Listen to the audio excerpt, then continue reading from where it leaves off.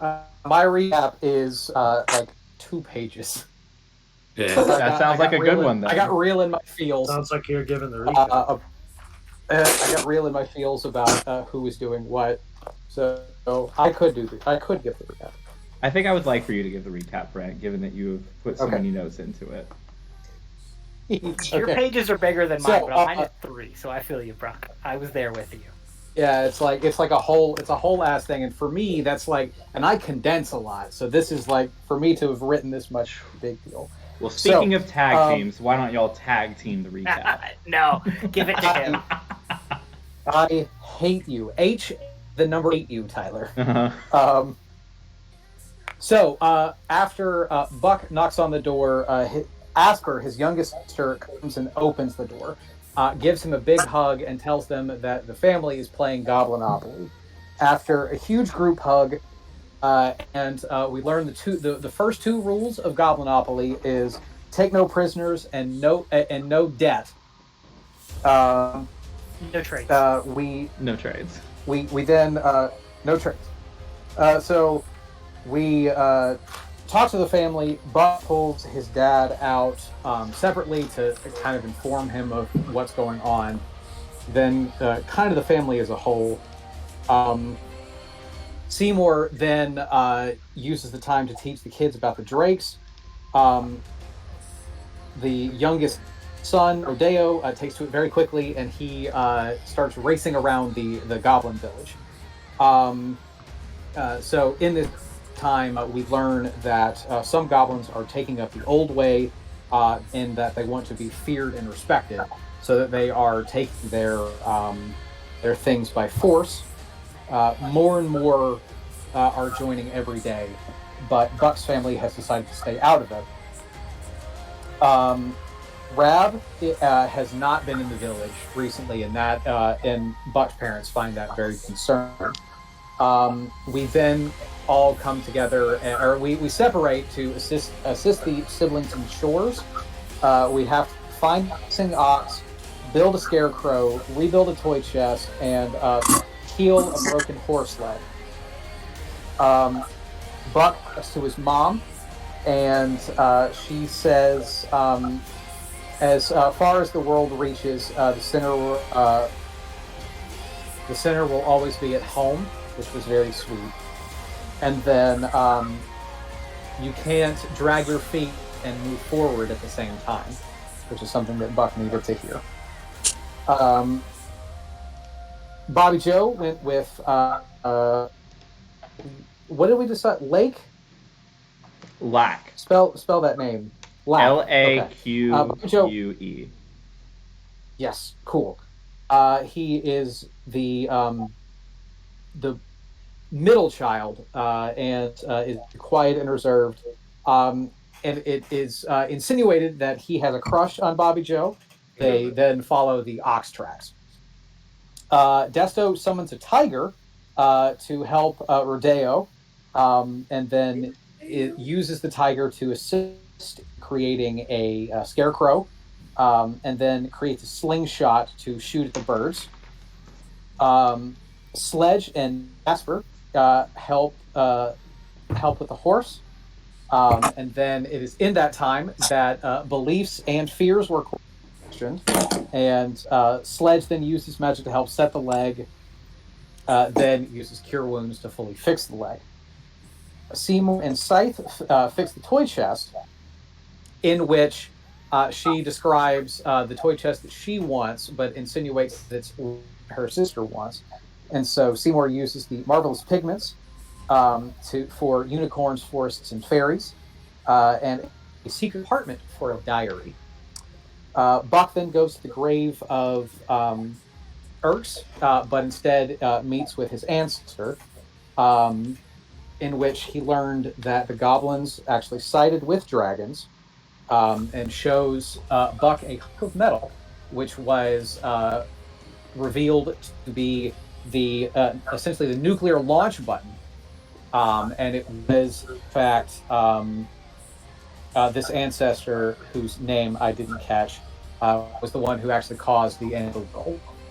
Oh, Was the goblins lived on the outskirts of Old Ammolia, and so they began scrounging for scraps, and Elutia essentially gave them the means of taking over and destroying the world.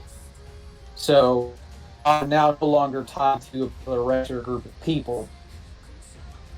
And so Erx, turns out, is tied up with stuff, and he should be the one who's talking to Buck, but it's actually this guy instead. And so it was insinuated that Buck should check on Rat, and to maybe not fight the gods head on at this current state. Um, Bobby Joe then the ox dead after a number of hours. Uh, Desto finds gold dragon flesh after fixing this crow. And then Sledge helps the horse Tundra, teaches my sister to swear, and something about being a best friend. And as Seymour is putting the finishing touches on Asper's chest, Scythe owns up to it being her chest. She broke it while looking outside at something.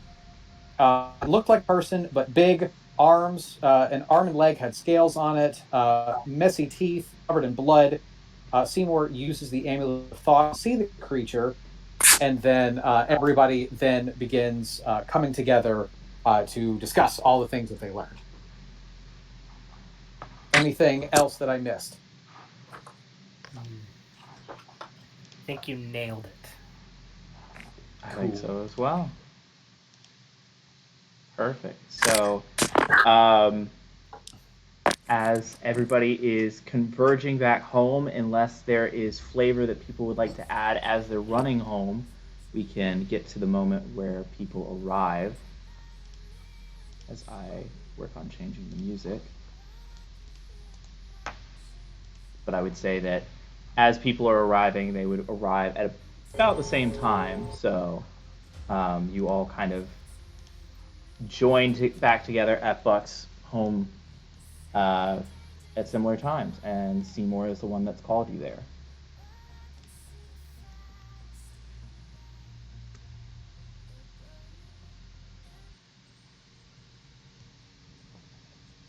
So I guess as everybody kind of gets back, I'd be like, get the children inside.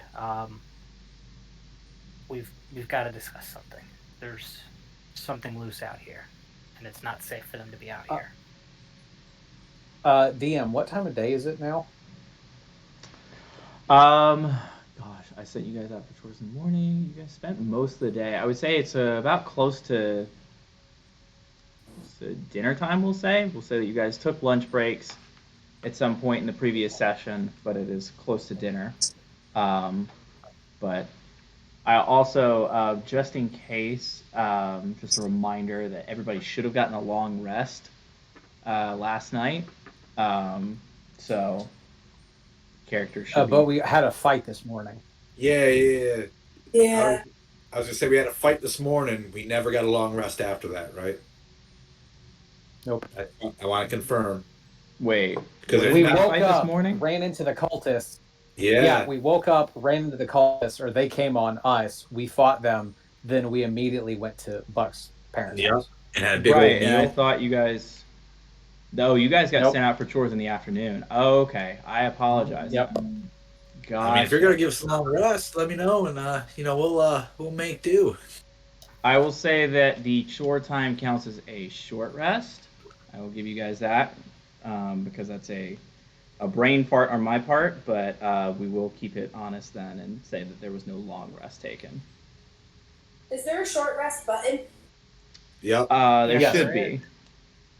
So you have the option to roll hit dice if you would like, and some of your abilities will come back on a short rest. Sometimes it does not do the dice. If you do a short rest, how come sometimes it doesn't roll the dice? You have to manually hit the dice roll. Yeah. But where's the dice to be able to do that? So Thank when you. you click the hit dice thing, Yeah. it should say like 1d8 or whatever, click that button, and then the dice will roll. Mine doesn't show that either. Mine does this. Oh. It may be. Oh, hang on. I got you. I Okay. got you now. If you have full HP, then that shouldn't matter. I did not. That's why I was doing it. Full HP, but it didn't give me a new HP either. If you didn't lose any hit points, then you're fine. You don't need to use any hit dice. Yeah, I don't know. Stuff. We'll just do that. 27. So 27 should be more. Man, I'm real pissed. I rolled a 1 on my d12. No. It's bullshit. Bullshit. I don't know if you don't know this. Clerics are basically warlocks, Tyler. So I believe I get all my spell slots taken back at a short rest. Interesting. I don't remember that, but that's an interesting thought. I mean, Can somebody Appreciate do the this? hustle. I Yeah, feel dumb. Figure this out. I got you, Kayla. 'Cause I hit short rest, but it didn't give me the option to roll anything. Okay, let's take a look. Does anybody need spell slots back? I would love Looking one if possible, if that is a thing. Yeah. Seymour might you need need two. one? But I don't know what the capability of what you can do is. Basically, I give you a first, second, or third level spell slot, depending on a dice roll. Oh, nice. I only have third levels that I've used, and I still have one more slot left in third. So I would say, Sledge, if you've used other levels, it's probably better for you just to get it. I've used one second. You can only use you can only gain the benefits of this once per long rest. I've used one by second and one by third and one by fourth, so I'm not like dying on here. Okay. I would give it to him. then He's got less. I will not say no to it, but I don't want to be a selfish, greedy dwarf. You get a third level spell slot back. Let's go. Oh, how do you do? I want to know personally how it happens, please. So I will say that there's a point where before we to briefly retcon, there's a point where we're before we leave to the chores, Buck kind of like puts his hand on your shoulder, and there's like in a similar sort of way to the way that you give healing. You feel a little bit bolstered as the warmth of the Gorlos clan love and familial connection just washes over you and gives you your spell slot back. Fuck yeah. Thanks, dude. Buck, yeah. Yeah, fuck yeah. All right, so Kayla, I rolled 2 d10s and added your modifier, so you were up to 71 out of 75, and you've short rested. If you would like to spend another dice, you've used 3 of your 7. No, that's fine. Okay. That's plenty. I just, for some reason, I couldn't. It was giving me the option to roll them.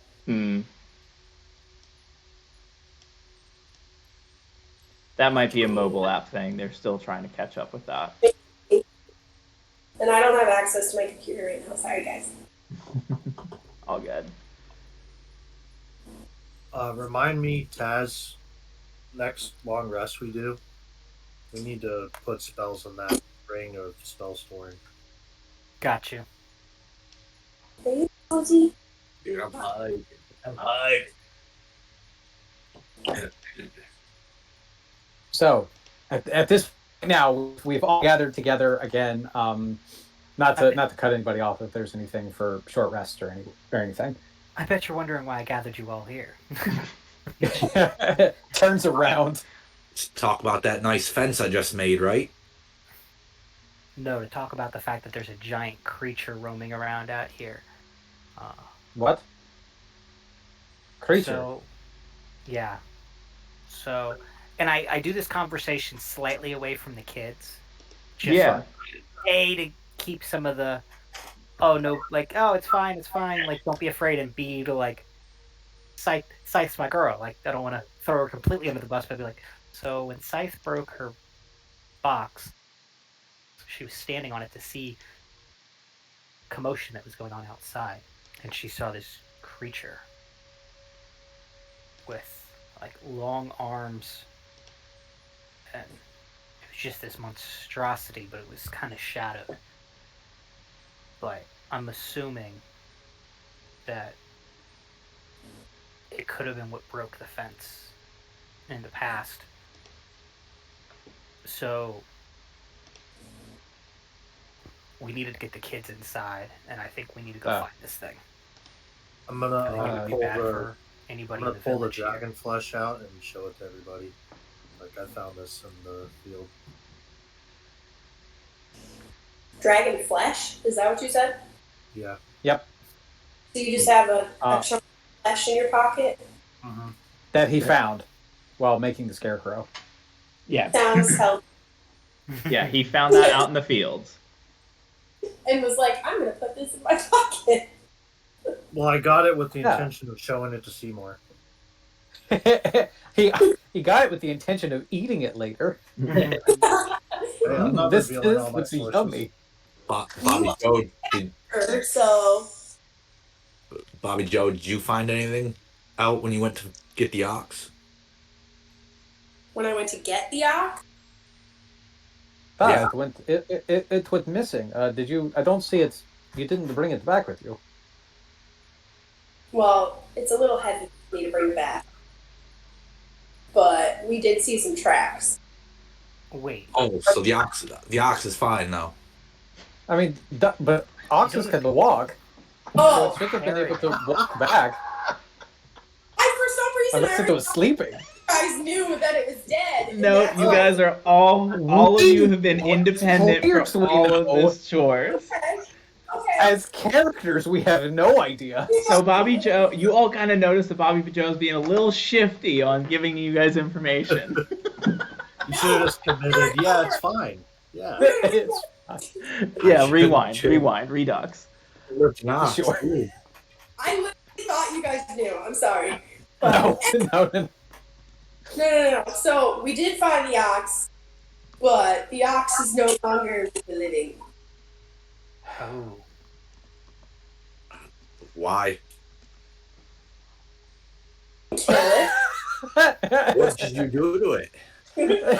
What did you do to it? I didn't kill it. Oh, well, but someone with your tracking, like, what did? You're good at that stuff, right? What got it? Normally, I am very good at this, but I rolled poorly. So something got in my eye. my senses were very thrown off because I had an 11-year-old flirting with me. Too busy. I'm so sorry for him. That is No, it's fine. So he didn't do anything creepy, did he? No, it was kind of funny. While she's like ranting to the party, I'm gonna have like a minute in my head where like my instincts kick in, and I'm thinking like, oh, she's distracting them so I can pick all their pockets, and I'm gonna start like going to walk around, and then I'm gonna like snap out of it. Uh, Best friend. Perfect. like 5 inches just from like the pocket right by Buck's butt. Like, oh, what are you doing back there? he doesn't have pockets. Well, undetected, but yeah. He's got the little Chewbacca satchel, and that's it. I'll have you know that my pants are skin tight, so you better roll really well. Hell yeah. Well, no, she was saying because you're distracting the party that he was going to pick our pockets. Yeah. It's Seymour. It's a con. What? You said you know the creature. Did she see it? Did you see it? She saw the shadow and some outline-ish figures of it, and I was able to kind of see through her eyes, and I was able to get a glimpse of it.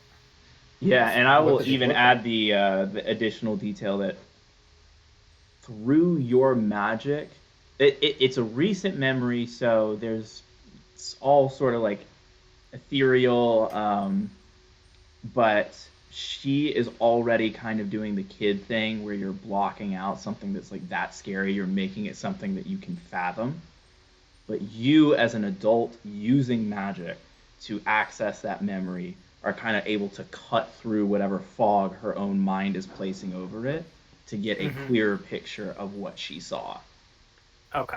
So So then it's not. I will go ahead and describe the creature to them in that way. Because I was trying to be like, all right, Yeah. hey, like she's in that holding it off face, so you only saw that. So it seems to be a large humanoid style creature, but it's not one creature. It looks like it's two or three, maybe. It's got scales and claws on parts of it. It's got very sharp teeth. It almost looks like if you were to take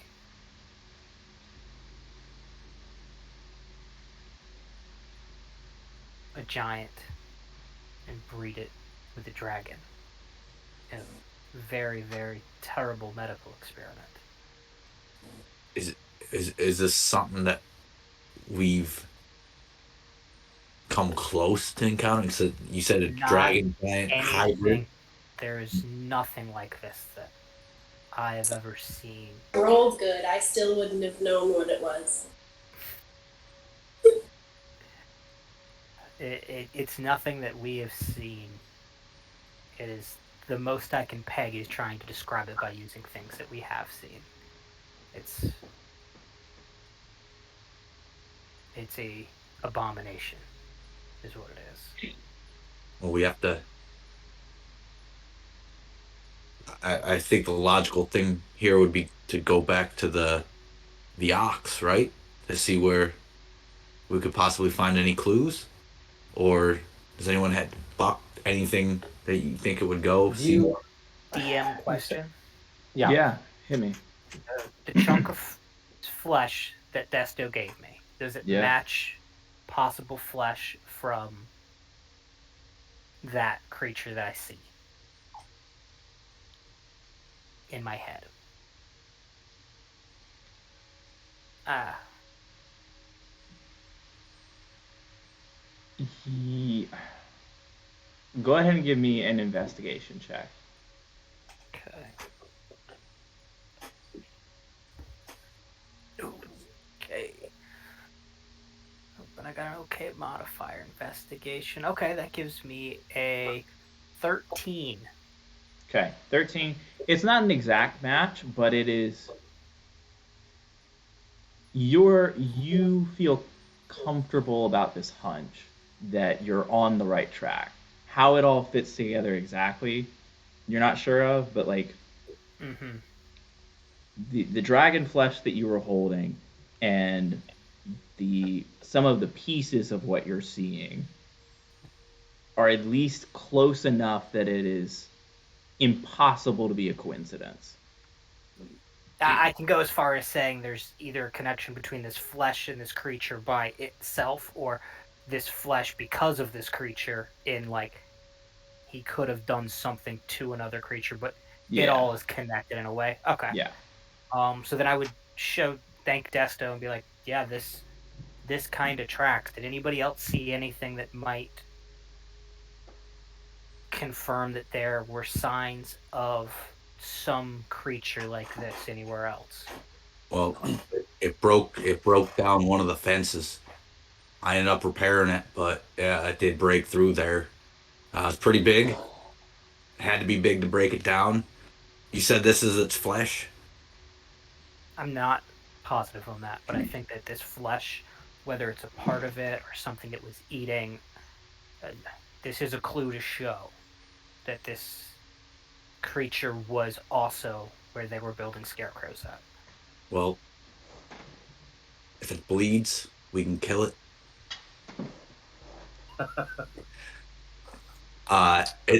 Seymour, is there any way we could use this along with the drakes and use them like some hounds? See if we can get them tracking it. I think that that's a possibility, but I would rather keep those here. A, to not give away our position, and B, to help give Buck's family an extra layer of protection. I would rather them protect my family. We can use the tiger. Oh shit! There's a tiger here. Where? I'm just like riding it. I thought that was I thought that was I thought that was one of the goblin animal pillows. It's real. I think using the tiger is actually a very brilliant idea. I agree. You Bobby said Joe, that you said saw it something about out tracks the window. over. Say that again, Buck. Yeah, I was gonna say like, and it's to this point. You said that she saw it like outside of the window here at the house. Yes, she was standing on her box here at the house and looked out towards the fields because she heard. And it was covered in blood, right? At that point? I believe that there was blood on it. Yes. I don't know if covered in blood is the right word, but there was blood somewhere that was seen. So then, it like going by order of operations, at that point, it's either when it was outside the house, it had either attacked the ox, lost its flesh, or both. So we can go like behind the house and start like trying to track it from there because we know it was there. Yeah. And that's just Bobby like Joe, right you here. mentioned that there were tracks, right? You Do said we? unidentified tracks by the ox. Is that right? Bobby Joe? Kayla, can you hear me? Bitch. Are you saying something? Yeah. Could you hear me or? Yeah, Kayla, that's right. There are tracks. Kayla, can you hear me or no? Now I can. There we go. Okay. I was talking to Weird. Bobby Joe because I was asking. You said something about with the ox that there were tracks or something by it, like something you were like unidentifiable. Yeah, they weren't anything I had ever seen, and I wasn't able to identify them. And don't believe, I don't believe his brother was either able to identify them. I think our best bet is to start by heading out from behind the house, through the fields, towards where the ox was. If you can bring us back there, and I think go from there because if the ox or it came first, or it got a piece of him and he went somewhere else, I think that ox is a great starting point for trying to at least follow it because you saw tracks there for sure. But I'll warn y'all, it's not pretty. We've seen Buck eat. I think we can handle You leave Bug alone. That's not very nice. Yeah, Buck eats terribly. Seymour. I got a question. See above Buck's head. Buck will remember that. So we're assuming this ox might have taken a chunk of its flesh. Is there any chance someone here did? Like, why did the creature not come after the girl if it saw it through the window? So, like I said, we don't know how the chunk came off. The ox could have gotten it. It could have been something else. We're not even 100% sure it's flesh from this creature. If this creature ate something dragon kind. Okay. And obviously, if there's these dudes run around that have drakes, there could have been a golden drake or something that was out and about. So we're all working off assumptions. Now, the reason the creature didn't go after the little girl is because the little girl was inside the house and looked out the window. The creature didn't see her, she just saw it. It probably saw the village, saw that it was people, fires, civilization, and was smart enough to stay away for fear of a mass destroying it. It seems pretty logical, right? I I can I concur with that. Uh, um, let me go talk to my family really quick. You Okay. all head back there, then I'll meet you there. Yeah, let your parents know we'll be outside. We'll tie the drakes up here and leave them here. And if there's anything you need, let us know. We'll be waiting for you out here. Uh, Okay. and I go speak to my family. Yeah. Are you calling them all into the room, or is it just a parent, or what does the family Um, council look like? I would first like so I want like I want to talk to all of them together, my parents, and then the kids like roll fast. Okay. Cool. So yeah, you So kind of the rest of the party kind of files out and walks around the tent, and Buck, you kind of go over into the sleeping area where kind of everybody's been huddled up. The parents have been trying to distract the kids and talking to them and playing like different like games without pieces kind of a thing, like sure. not this, but like an example being like Ninja or like just hand games, rock paper scissors, that Mm-hmm. kind of thing. And then seeing you, they kind of both look to you, and the kids are just like, "What was that about? What's going on? What's happening?" We just need to go take a look at something really quick. Just want to make sure that everything is okay. But if you all could do me a favor, speaking like I'm looking at the kids at this point. Mm-hmm. If you could just kind of stay inside right now. Sledge gets a little like crazy, and he likes to swing his arms a bunch, and I'm afraid he would just whack one of you. So like, kind of stay inside. But And he has very short arms. We are able to dodge your arms, and you have big arms. yes, but he is deceptively quick. Is that little dwarf? He has whacked me once or twice in the noggin, and it really hurt. And if it hurts me, then I'm really afraid to do to you all, because you're also tiny. And this is playing off of a joke that I make fun of them for being tiny, and Mm-hmm. then they like no, we're not tiny. Mm-hmm. We're And so big. like as at that point where they're like no, we're not tiny, I'm imagining then at that point they would start like trying to climb me. I like make quick eye contact with my parents, and it's like keep them inside. Yeah, and I would There's say even with the there's something. oh sorry real quick, but even with the I'm just climbing, you notice that Lack, as the eldest remaining, kind of clocks that like he kind of does like the brief size comparison of just like okay, dwarf, hammer, big brother, back of the head, math ain't mathin', whatever, and then kind of just lets it go. And then yeah, you're like gesturing to your parents. like just keep them in here. We're gonna make sure it's okay. Okay, but just be safe, Hit him with that little half grin of like I'll do what I can, but no promises. you don't promise mother that you're going to be safe? Like that your dad catches on this and like, yes, it is. Buck, what is wrong with you? We raised you better than this. Promise her you Ugh. will be safe.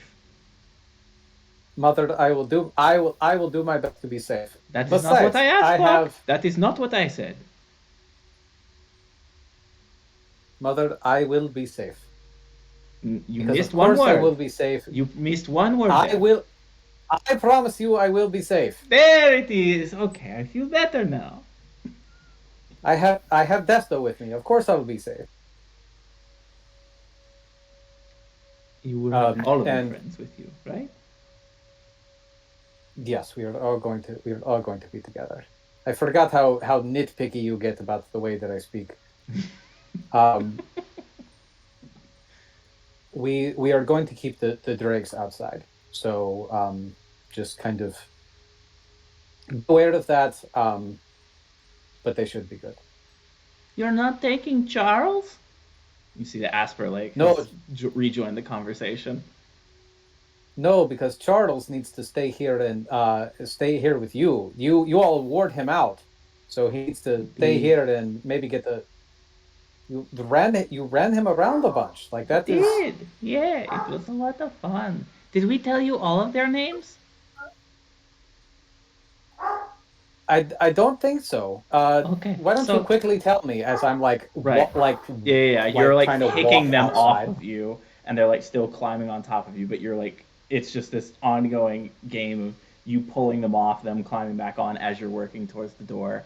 And as she's climbing, Asper's like, okay, so Lax is named Hanky, and then Scythe's name is Panky, and then Rodeo named he's Stanky, and then mine is Charles.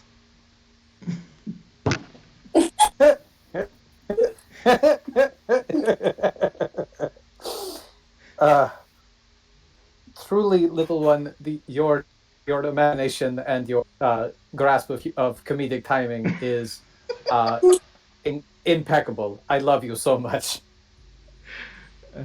And then you get to the door, and they all just kind of, your parents gather them up and pull them a little closer, and you get one last hero look back before closing the door to join your friends. Yes, indeed. I'm not crying. You're crying. And yeah, you guys regroup behind the house and make your way towards the broken fence or the recently repaired fence, and go from there. Hanky, Panky, Stanky, and Charles. Perfect. Those other names are terrible. Terrible. So yeah, you guys have regrouped. You guys are working towards the ox. I guess let's do a group survival or investigation check, whichever is higher for either of you. So we're at the fence, right? You are at the fence currently. This roll will be for like all of the journey, but you are currently at the fence for whatever timing that is important for. Now that we are at the fence, I'm gonna cast a 3rd level aid on the group. Okay, what's okay the duration on that? 8 hours. Perfect. Remind me what aid does. 10 hit points. So you're gonna get, I believe. Yeah, is it 10 hit points or is it 15? I said temp. I don't know if it's 10. I was just saying temp. That sounded to me too. It's gonna be 10 HP for 3 creatures. I'm gonna pick Buck, Desto. I'm sorry, not Buck. Desto, Bobby Joe, and Seymour. Perfect. Ooh, why? Your hit point maximum increases by 10. Yep. Ooh. So it's not just temp hit. It's not temp actually. It's increased by 10. And you gain 10 hit points. Yeah. And so you can be healed back up to that. Yeah. So like if you were to lose those, then you can get them back. That's, man, I love aid. So good. It's such a good upcast too. It really is. You said we were rolling survival or investigation. Survival or investigation, whichever is higher for you. Oh, I got a nat 20, of course. Of course you did. Buzz. Nice. That helps me out because I had like a 9. I got a 21 survival. Oh, that 20 as well, bitches. Okay. Damn. Thank God. The guy with the +6 here got a total of 9, so I needed you guys a little bit on this one. Kayla, what'd you get? And I still got a 10. Okay. What was the score? Just so I know what the total is. Investigation or survival? Or survival, whichever one. Investigation. Dope. Dope. Yep. Cool. So with 2 nat 20s, I'm gonna say that gosh, Sledge and Desto kind of just tag team, to use the theme of the night, leading the group through the pathway. Kayla, or Bobby Joe rather, is kind of describing the path that they walked and like where, and then you guys eventually get to the ox. And both Sledge and Desto recognize that the wounds that the ox has experienced are in keeping with the creature that Seymour has described. We'll say that Sledge, you, in finding the ox and sort of examining the wounds, already begin to see some sort of like necrotic rot begin to take hold, even though these wounds are fairly fresh. As though there's something off about this creature. There's something anti-life about this creature. Is there any way? Oh, sorry. No, go for it. Am I, with the investigation check, am I able to tell, like, I get it's necrotic, does it seem like it's an undead type thing? Maybe demonic? Is it more dragon, since we have experience with like a dragon wound, since we've kind of got experience with that? Yeah, I will clarify myself a little bit here and say that it's not quite necrotic in the traditional D&D sense. It is actually a bit more acidic. Okay. The bite marks that you're seeing in this creature and the like burning away of flesh. And Desto, The necrosis. the necrosis is acidic. So do with that what you will. Yes, Seymour. I have a question. Okay. Never mind. I answered my own question in my head. We're good. Okay. Happy to help. Desto. Yes. You immediately pick up, even though the tracks have aged a bit, you see a mix of blood and like grass bent down, and you are able to take full point and full lead, leading the group where you think this monster fled to. You work your way on the outskirts of town, and as you do so, the sun begins to set. You're now reaching the point of the day where things are getting darker, the shadows are longer, and I have superior dark vision. I got it. Fuck. And you approach what was hidden by woods and trees, but appears to be some sort of structure out in the woods. Cabin. A cabin in the woods, if you will. That's a little more intense than I thought it was, but oh well, we're here now. I don't have the time Better be to a boss battle, damn it. I was like, oh god, here it comes. Like, the house is alive. No. But you The do house it. is the creature. These shadows Monster get house. ever longer. Bobby And Joe, you find how this. did you miss? Well, this It's is. I mean, getting this is miles away from where the ox was. This is. Desto is a true master at keeping up with these tracks. God, that's loud. I'm gonna turn it down a little bit. That's what a nat 20 will get you. So I give the tiger all the credit. Desto and the tiger, the tandem of those two working together are able to get you miles. I mean, basically just kiting around the town and deep into these woods until you find a house, a couple of bay windows on either side. It seems to be built out of brick and stone. And I'm going to provide an owlbear link as you guys are in the woods at the house. Can somebody screen share? Pretty please. One moment to get the link up.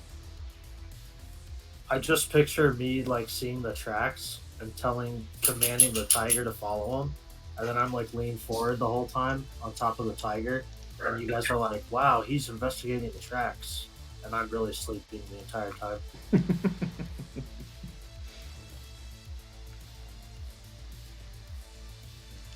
Aye, that tiger is really great at tracking.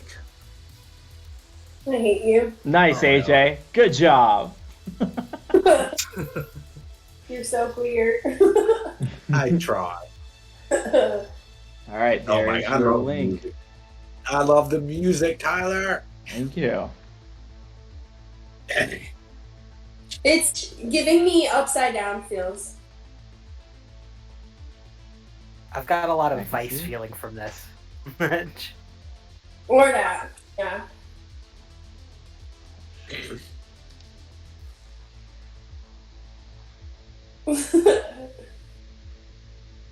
That's funny that you sent that meme, Brent, because that's literally what AJ sent me about our dog earlier, because he's afraid of everything. Yeah. Oh, I love it. Bless him. He's just out. He's had a rough life. I can tell that he's mistreated and he's not loved enough. Definitely malnourished. Mm-hmm. Definitely malnourished. He's just misbegotten. My dog is too. If you guys can see him, definitely malnourished. God, He didn't yeah, Totally not I- a fat fuck. He looks heavily underfed. Oh, Yeah. buddy. Heavily, keyword.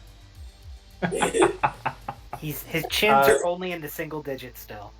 It's so fat, man. thanks, Tyler. I hate it. Mm-hmm. You're I love welcome. it. Map. No, I love it, but I'm afraid, so I hate it. Yeah.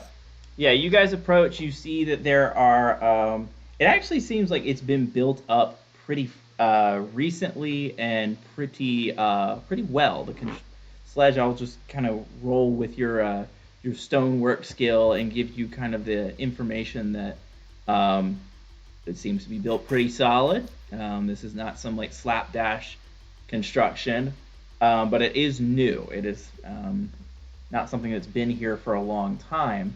You see, hopefully it reads on the map as well that these it is elevated a little bit above the ground, and there are stairs leading up to a door, kind of pyramid on either side, and there's also sort of a side balcony / staircase as well. I give you this just as a point of reference as to the building that you've approached, and ask how would you like to approach this building? I have a question for accuracy. Cool. The circles that are here that are, let me get the little, like this, are those just like tree stumps or is that like fire pits? For our purposes, we will say those are tree stumps. Okay. Because I was going to say they looked like the fire pits because the light was coming off of them. Yes. But that makes sense. I just wanted to make sure. I As- may or may not have Go ahead. sampled this from someone else, so we will Sure. use the fire pits as clawed trees, but there is still some sunlight, so we can also say that that's where the sun is still kind of wafting through the tree line. You get these weird pockets of low orange light amongst the heavy shadow. Okay. Is this a well? That is a well. That Can is I go accurate. look down the well? You can. Hey, look, I can actually see it. Hell yeah. Nice. Yeah, you may go look down the well. Give me a perception check. All right. Always check the well, boys. It's in all the Are hard we work. as close to the house as we are depicted in the owlbear map? Not necessarily. You guys are a little further back, but I just needed to put you on the map somewhere. I'd say you guys are about 100 feet away. Okay. So do with that what you will. AJ, or excuse me, Sledge, what did you get on perception? Perception is going to be a 22. 22. Nice. You Going examine this. hot tonight, boys. Yeah, you examine this well. You notice that the water seems fine.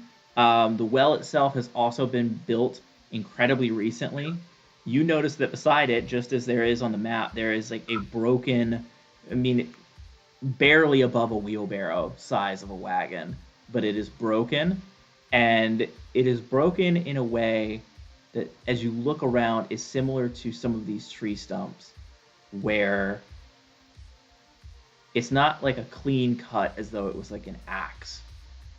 They are splintered and frayed as though something or someone broke them. Same thing with the wagon, which is made out of this new wood that is somehow splintered and fractured. Is there any acidic burning on the wood? It does not appear so. Okay. I had a feeling it's something really big.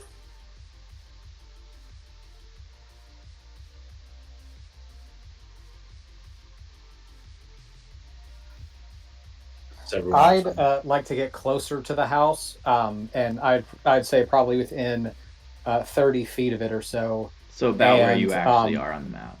Yeah, so I'd like to get close to, and then from there I open up my awareness to any concentrated magic. So I basically it's detect magic that only lasts a turn. Okay.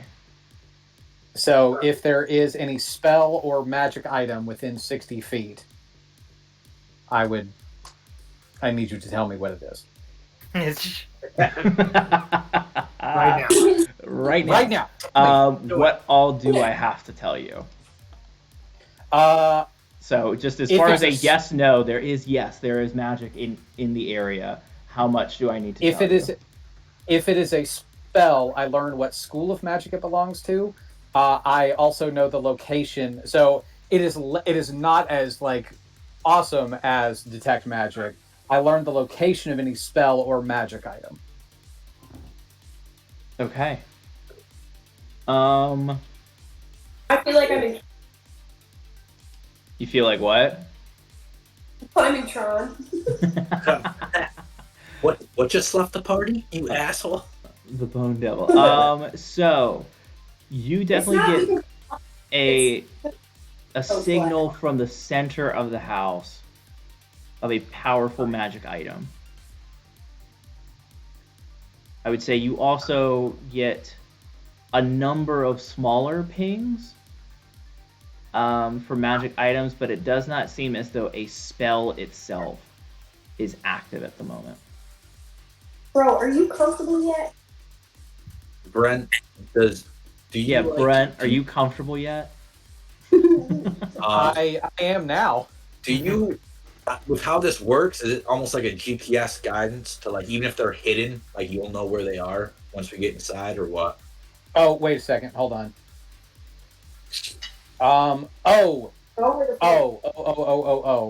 We may have to retcon this. Any spell or magic item within 60 feet of you that isn't behind total cover. So basically, I'm sorry. Durability is completely useless. Truly, really forgot that. I'm real sorry about that.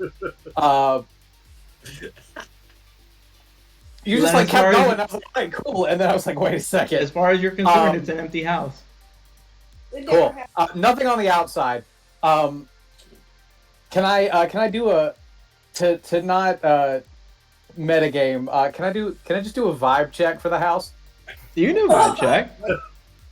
Hey, Cool. give me an insight check. Cool. Okay.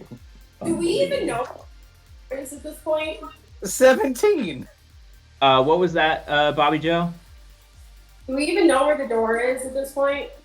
Yeah. So the door is gonna be right. Oh, wait a second. Hold on. That might have been the wrong spot. Where is the door? Okay. So I was slightly off. This is where the door. Oh no, that's not the tool. Where's my pointer tool? There we go. So sorry. This is where the door is. Oh, it's really small on my phone, so I'm just making sure. Yeah. And then 17 on a vibe check. Buck, I will say this. You've been in these woods before. You know this town intimately. This has not been here. This is very new because it was not here when you left.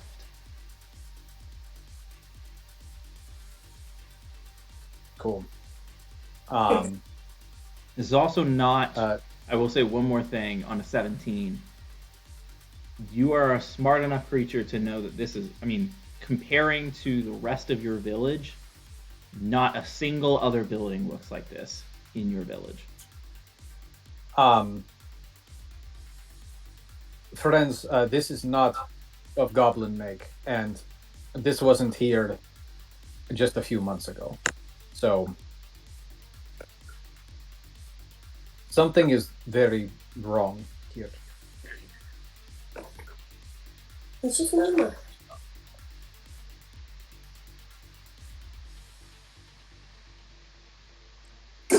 Well, we didn't walk all the way out here just to stare at it, right?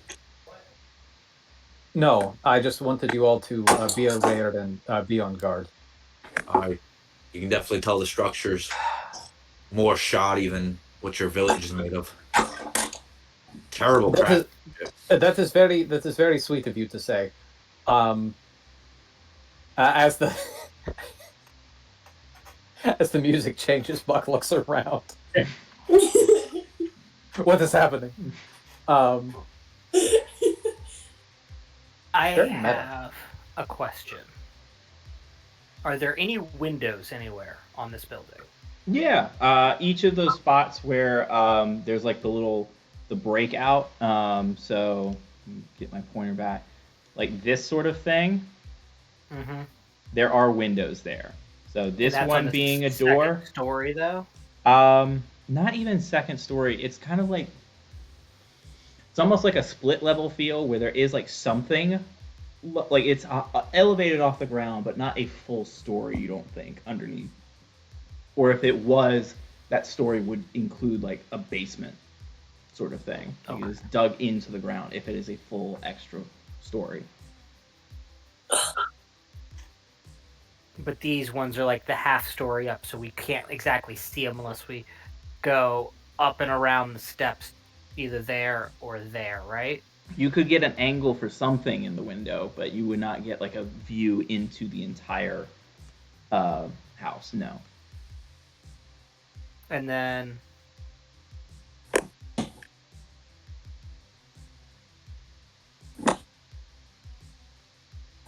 okay, never mind. All right. I would say then. Well, at this point, if we already have a bad feeling about it, we might as well just go through the front door. They don't know we're going. It's as much of a surprise anyway. Alright, but if we split up and go in between the window, cover more ground. No. I was joking. I was joking. Actually, it's brilliant. Everybody go to a different window. Okay, but wait, I have my spider climb booth. Oh. Now we're talking. Yeah. Is there a stone chimney anywhere? Okay, I'm not. Joe, can you climb up the wall and take a look into one of those windows over here? I can What was that? I can definitely try. Before she goes, I want to put a guidance cantrip on her. Okay. Thank I you. want her to have magical, like 4 extra arms coming out her bag. What? For a spider. Will it be a spider? It was just a joke. It's spectral. It is spectral arms. It is not real, but for a brief moment, you get like this ghostly assistance. And because you're using your boost, go for it. Yes. I would also like to bardically inspire her as she does this. Okay. And I would like to, in a very low, Bobby Joe does whatever a Bobby Joe does. And she climbs up the wall. We will see. I don't know. It's Bobby Joe. All right, so I believe I I the also boots- hand you a ginger snap. Okay. It doesn't do anything. It's just a ginger snap cookie. Sledge stares at you as you give someone else a cookie.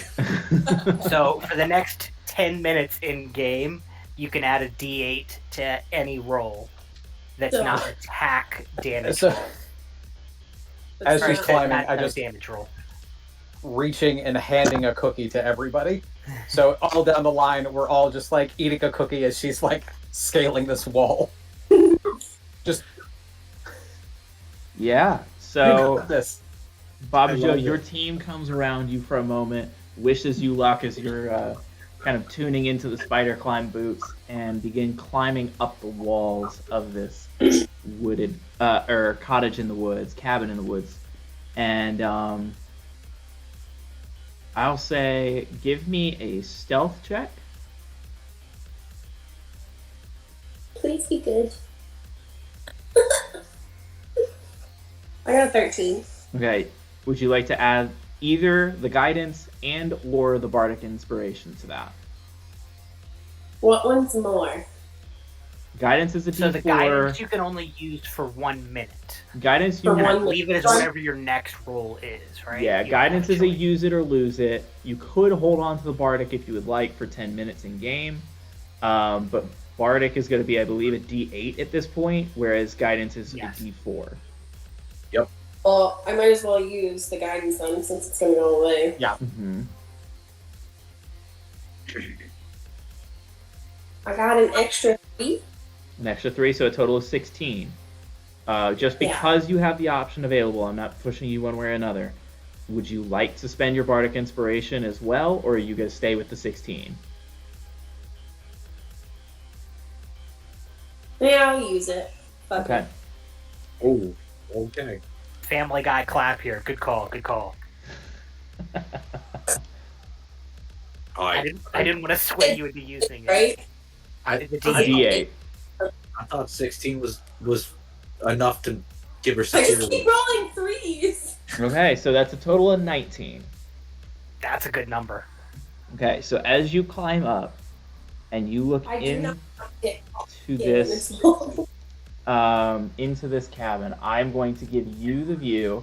Everybody else, you're going to see as well, but I'm just going to ask not to metagame because I don't have a better way to do this. But this is what you see inside. Wait, where are you setting it? In Owlbear. Ah, so the black center is gone now. Shit. Oh, shit. Wait, is that a kitty? Huh? Be a cat? There is a cat in there, yes. So Bobby Joe immediately locks onto the cat and ignores the inside for a second. But as you look around, I will say that red pentagram-ish looking thing, you see a glowing red crystal that is hooked up to a number or to machinery and wires, and I would say the nearest equivalent or description I can give is imagine an arcane magical version of a Tesla coil. That is what stands at the center of this room. You look up and see that there is it is sort of retracted into the floor a little bit, and you look above its spot, and in the roof, there's actually a spot in the roof where panels are together at the moment, but you kind of get the idea that those could come apart if necessary. And then you look around and see various desks and tables, different potions along the walls, and these weird sort of all of the books in here have like weird sorts of bindings, and you see 3 goblins standing and talking amongst themselves in the back corner. Just out of curiosity, Yeah. am I able to open this window? Give me. Ooh. Let's see. I'm just gonna roll a check. That. I'm gonna say that no. You push against the window just slightly, and feel that it is locked. However, if you would Okay. like to attempt to make a sleight of hand check, you might be able to open the window. I don't know. I don't think I have really high anything in sleight of hand. Oh, okay. You can just refund this. I don't know.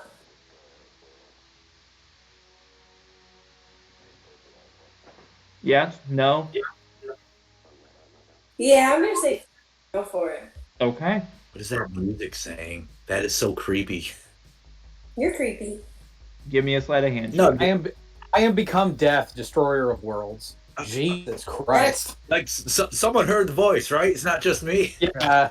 Okay, thanks.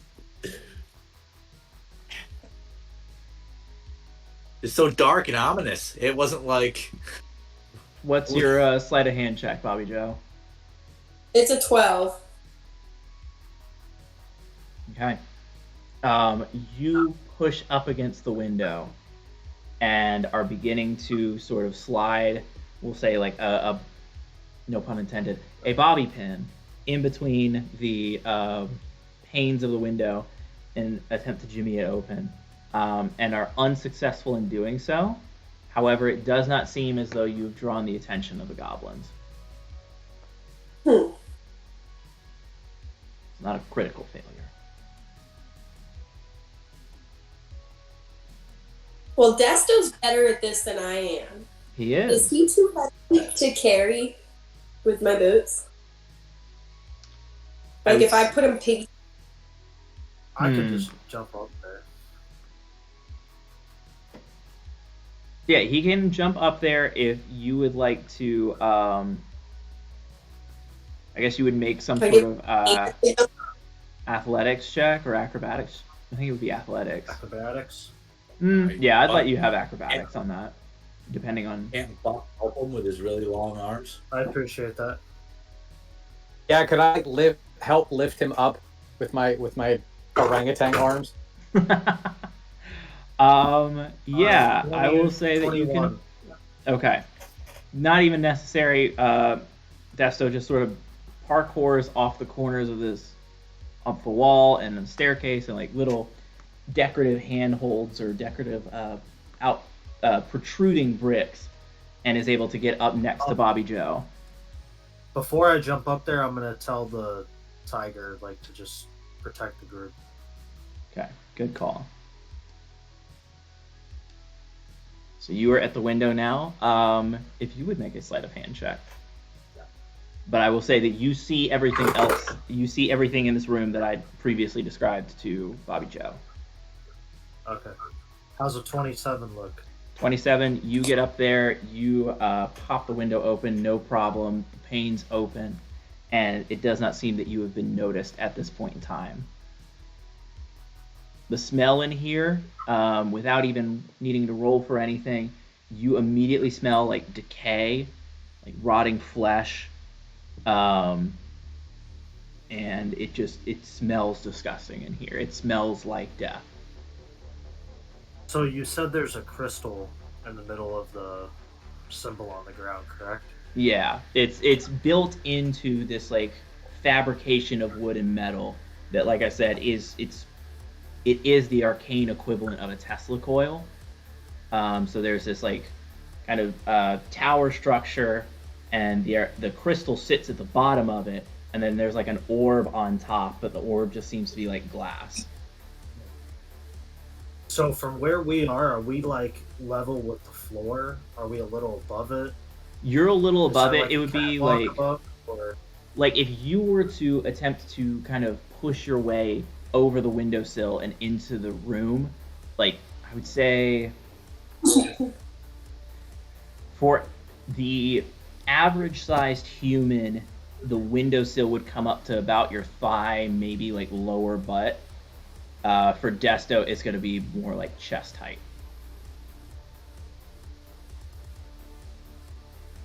If that all squares.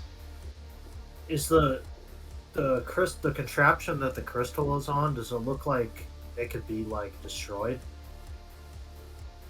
If you hit something hard enough, say most with things the can be gunshot- destroyed. Okay, I'm gonna kind of like just whisper to Bobby Joe and say like, "Do you think you can shoot the crystal?" A crystal. And I'm gonna point at it like that one. I will jump in here The real big quick red- the big red and one. say that you guys know, I would say as party, this is group information. Crystals themselves are much more difficult to destroy than like wood or even like bits of metal fashioned together. So, not that I'm telling you how to do things, and it's Right. D&D, So so then just everything is more like- possible. Destroy the contraption instead of. That would certainly be So- the easier way to go about things. Okay, so then I'm gonna rephrase that and ask: is there a way you can shoot that contraption with your rifle or something? So I don't know if you saw the group chat, Jimmy, but I was gonna kind of stick up by the window and play sniper. Hey, just role play it and talk to him. You know, same character. Well, I mean, they are right by the window, so this is like I'm this not could be even looking at the chat. a silent conversation. Otherwise, I'm drawing attention to myself. So. You guys can whisper amongst Right. yourselves. So- You guys have been a swashbuckling Oh, it- duo for long It's enough. almost like Yeah. So basically, I'm gonna just kind of like talk it out with her up there and like, you still will stay up here, but instead of focusing attacking them, try to break that contraption. But what if we It need seems, traction? it seems to be drawing some kind of power in there. But what if we Tyler, need is this a big room or a small room? The room, the size of the cottage. I mean, it is Okay, so like the house itself is like big. Is it a mansion? Like I would say it's close to a woodland cabin. So I mean, to the best of my ability, I tried to kind of guess. Okay. But it is not. It Okay, is not mansion or palatial or anything like that. This is more of like. And this is just one giant room. Great. Okay, I vastly misconstrued how big. I was thinking like Luigi's Mansion. Like this is a fucking big ass haunted house. Okay. No, this Cool, is just cool, like cool, a cool, really nice meth lab sort of situation. Great. Okay, then absolutely. I have positioned myself by the door. So By the door. sorry for Okay. drawing this out, but No, you can guys I are good. can I see if I got like up to the contraption per se? Could I like dismantle it? Is it something I could like turn off? I will say here's where I'm going to ask you to give me a. I will allow it to be investigation. So go ahead and give me an investigation check. Okay. 24. Cool. It is not currently on at the moment. It seems as though Okay. whatever I got you. power that it has, like the crystal just emanates power. The contraption itself has not been activated, and whatever system is controlling it routes itself through wires towards where the goblins are standing. So I think So where it the is- crystal could I remove the crystal? Does it look like I could like remove it? it's sort of If I like stealth up there? it wouldn't be as simple as like Indiana Jones pulling the idol off the platform, but I mean, if you wanted Right. to sneak up to it and spend some time, it's kind of like I would say there's like metal on either end of it, like these metal bands that are kind of screwing it into place. So if you were to take the time and take those apart, you could then theoretically pull it out.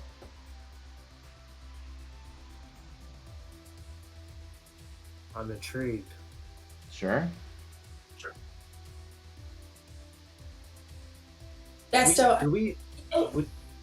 Sorry, do we have sending stones? I can't We do. remember. You do? We do.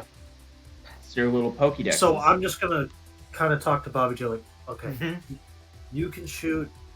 You can shoot. It's okay. I'm just gonna try to take that crystal apart, just so they can't use it to harm us or anything.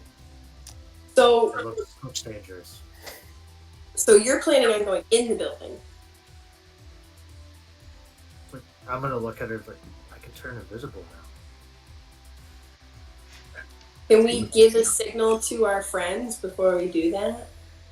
I'm gonna just like I- get I'm on the gonna- same stone and kind of go Like- over the plan. So I'm gonna go invisible and go in there and try to take this contraption apart that's up there. It looks like some kind of power source.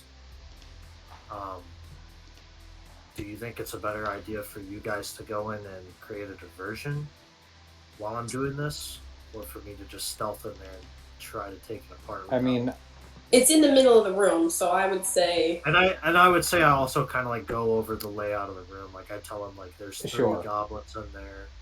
All right. There's some kind of power source in the middle. It's a crystal. Are, It's not are, turned on at the moment. are we all in agreement that this is an evil cabin and the inhabitants are evil, or are you talking about a diversion? Like, hey, have you heard of our dear Lord Gond? Would you like to convert? And Are the- in that way. I'm gonna kind of describe them like I would say I have some evilish characteristics. These guys are definitely eviler than me. So I mean, I can attempt to say like, oh, I'm trying to join you all. Like, I'm a goblin, and like you guys seem really cool. Rab sent me. it look, Tell me what more to like tell me a what is up. kind of I deal. think we should go in avoiding conflict if it's goblins, most likely of Nah. this area. There's a good Maybe chance that we can polite- conversate with them. But if things go bad, Bobby Joe, we can give you a signal to shoot. Yeah. If we could try not to kill them, that would be really great. Why don't Now, you? if it is unavoidable, then it is unavoidable. That's fine. Do they look like any of the goblins that we saw in that field, or are they all random evil goblins? How do they look, Tyler? I will say that the one in the middle looks larger. He is definitely the beefiest, definitely the leader of this little trio. Brief pause all for a right. noodle. None of these look like the creature we saw. They're just goblins. Creature you saw, or the creature that Or the Seymour. creature that Seymour described. No, they do not. And then the other two on either side look to be smaller, look to be a bit more, not scrawny, but definitely thinner. Definitely, they're both talking. They kind of seem to be They look alike. They are goblin twins, and they are both talking to this beefy dude, sort of animatedly trying to explain something. He seems to be agitated, but these They're not.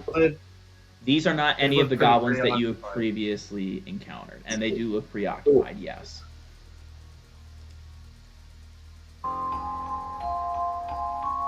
Fuck yeah! All right. And I'm just gonna tell them like, okay, we can try that. I'll go invisible still and go by this contraption and kind of see if I can figure out what it is. Cool. Okay. We're getting So ready to go. Sledge, are you Realizing coming with us, that- or are you hanging out by the well? I'm coming with you guys, and I'll let you do the talking, and me and Buck will be ready to start blasting if things go sideways to hell. Is that the plan? I think So am I? that's the plan. Are we waiting on the side? Am I knocking on the door? I missed that. I was trying to find the perfect gif of the Lord and Savior, my axe to your face. So I'm Where- I'm gonna snap my fingers, do the invisible, and I'm Okay. gonna climb in there. Okay. The It's- three of us are going to make our way down to the south side of the building where the door is. and we are going to knock on the door. Not like that annoying like a very polite knock. yes. Not a pounding, but a knock. In the Okay. rhythm of Bobby, like Bobby Joe, Bobby Joe. Okay, cool. So, Desto, you enter the house and begin creeping towards the gem. And then when the knock is on the door, you see all three goblins start. You see some papers being put away, and then you're going to see this one go up here and sort of hide behind the railing. You're going to see this one step behind the desk, and then the middle one will approach the door.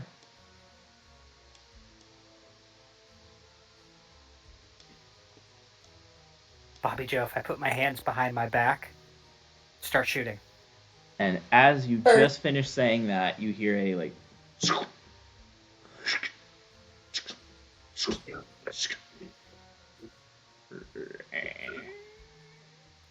and a small, the door slightly creaks open, and you see a goblin face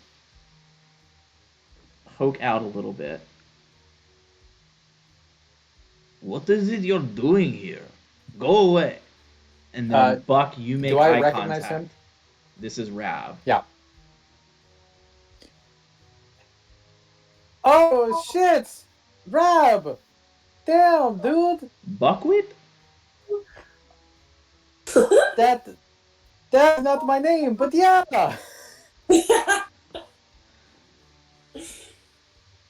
What Holy shit! are you doing here? How did you find this place? Man, we are. When I left, I went to. Long story short, I am now traveling with this group of people, and I kind of gesture to my friends next to me, and it's we were coming home, and we got lost in the woods, and I saw this new house, and I was like, holy shit! Like this new house hasn't been here before, and so I just came walking up, and trying to find what the heck, man? This is new. What is the deal with this? You're not living in the village anymore? No. Why don't you all come inside? Perfect.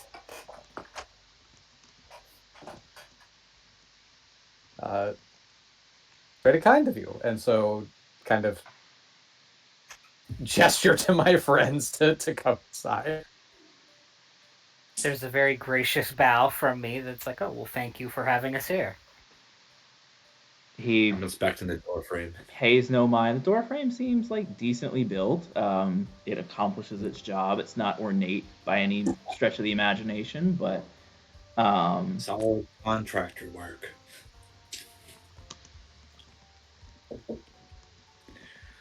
yeah. So you guys enter. Desto knows where the other two are, or where both of the other goblins are.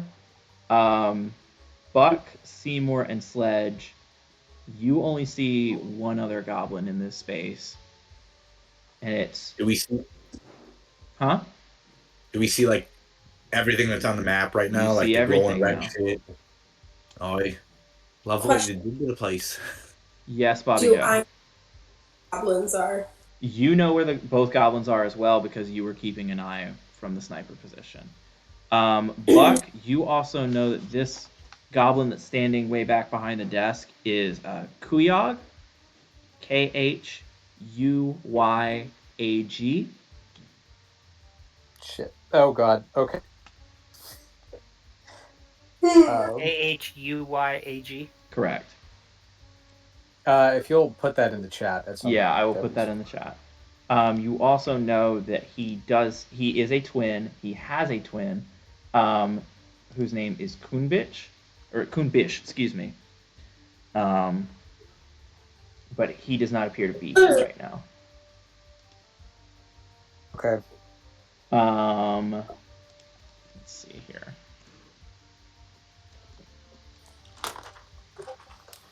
And yeah, Rab welcomes you in, pays no mind to the pleasantries in the bow or whatever, just seems very unsettled, and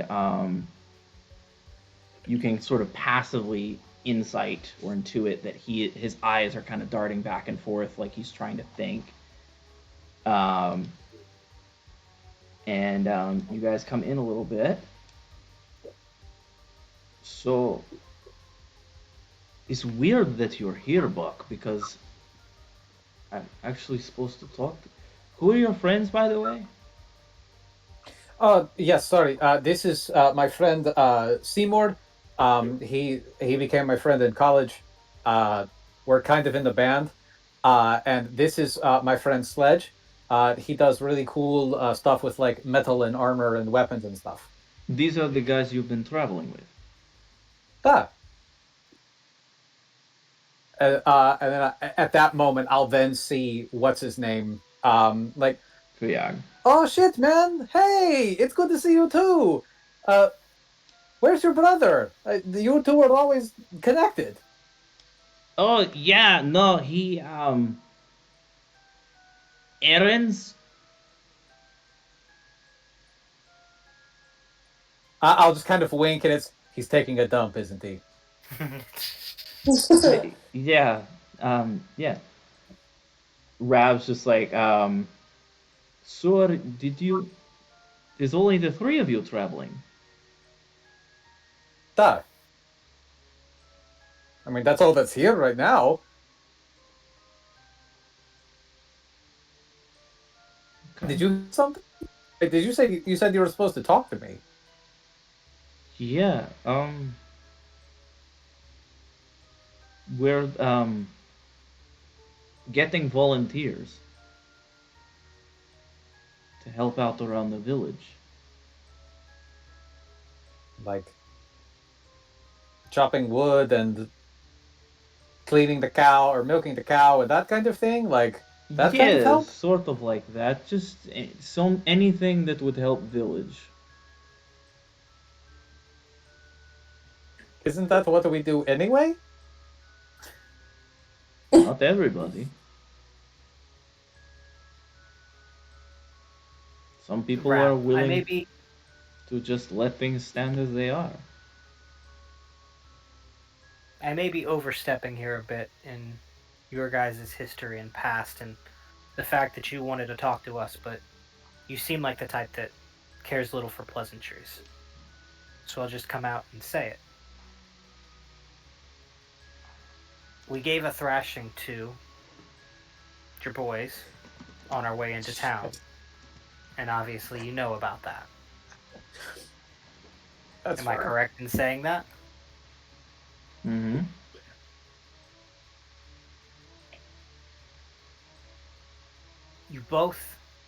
You and Buck both seem to have the ideals of this village at heart. But you're going about it very different ways. What are you trying to accomplish by gathering people to help you?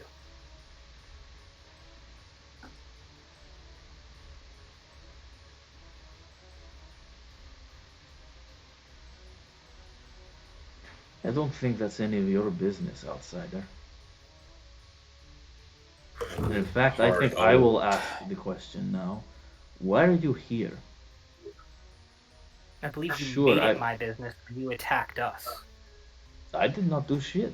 I didn't attack you. The guys you work with and the guys that work for you and with you attacked us. Did they say I gave the order? No, but your name was mentioned several times. And Okay. it may not be his business, but if my family's safety is in question, then it becomes my business. Tyler, do we know, like, as soon as we walked in, did we get hit in the face with that smell of death and decay? Oh yeah. And we all know it. Yep. Sorry. Immediately. Jeffrey Dahmer's room here. Uh, okay, I just wanted that info. Keep going. Sorry.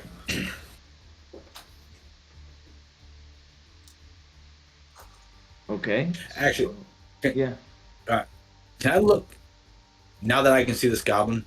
Does he look like a normal goblin? Does he is his eyes like demonic red or something like that? Give me a perception check with advantage.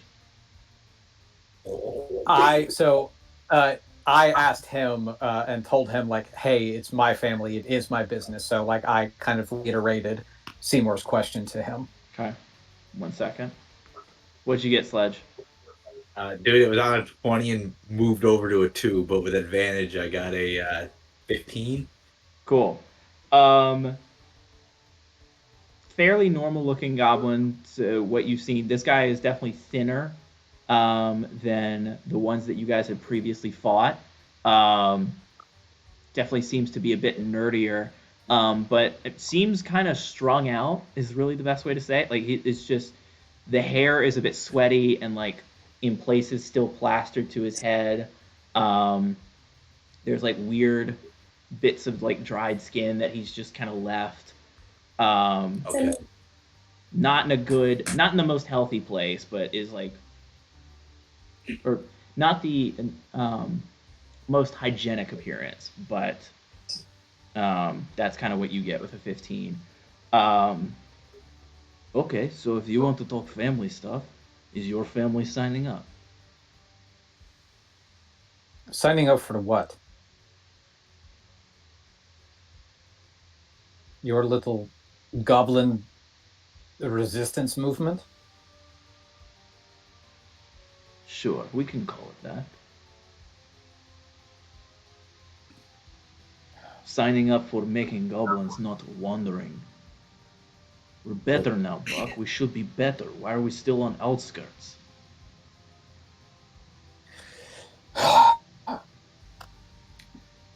Part of the reason is because we have a good life here. We are fulfilling a niche, and it is a part of our culture. And yes, times change, and yes, new technology and all this crap, and like, oh, like we should attempt to be better, and I think that we have. And part of that is me going out and into the world to see what this place is about. Um, It's not natural, Buck, the way we live.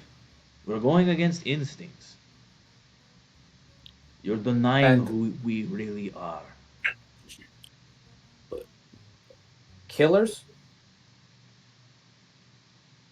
Warriors, for sure. Conquerors. Bringers of chaos. Do you know what happens when chaos is introduced?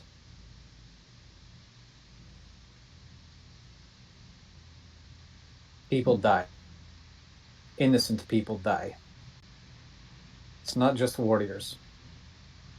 This glorious revolution that you have in your heads, it doesn't work. You see future now. No, I see past. I know what happened to us. And I know what goblins are capable. Did you know that we were the ones who destroyed old Ammolia?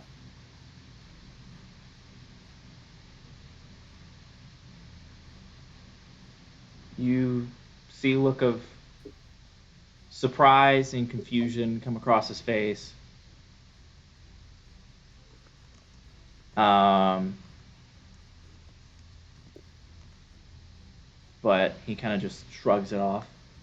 Okay, and that's what we're supposed to do. Well, quite frankly, I don't want to be the of this world to be destroyed, because for the one thing, um, where do all the dumbasses live in the world? And I quite frankly don't want to die right now. And I certainly don't want my family to die.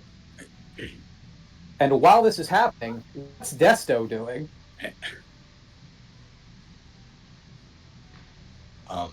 Go for it, Sledge. I was just saying, Alright. Buck, I don't know if they're doing like their own thing behind it. Brent, or Buck, I'm sorry, Buck. I know you're talking like this, but if I could interject, and if this fucks up anything you were going to do, Please. No. You interject, and if it fucks it up, then it fucks it up. And that's what this game's about. Go for it. I Buck, I kind of want to hear him out. What is this plan? Why do you need volunteers? What are you actually doing here? I might be all up for it. This does not concern you, dwarf. Don't you need volunteers? I need warrior volunteers. The likes of you will be trampled by me soon enough. All right. We need to really pump the brakes here on I don't think your. we do. I think we have You one said it. question left. Are you in or are you out? If you're out, please leave. At this point, I am going to like step up a little bit closer to him and kind of be real big and intimidating or whatever. And well, as you see here, this is where we come to an impasse. Have your beliefs, have your liberation army, but threatened my family. And that will not stand. I'd like to believe that you think that you're doing right. But I've seen where this path goes. And if you don't see reason, then I will make you see reason.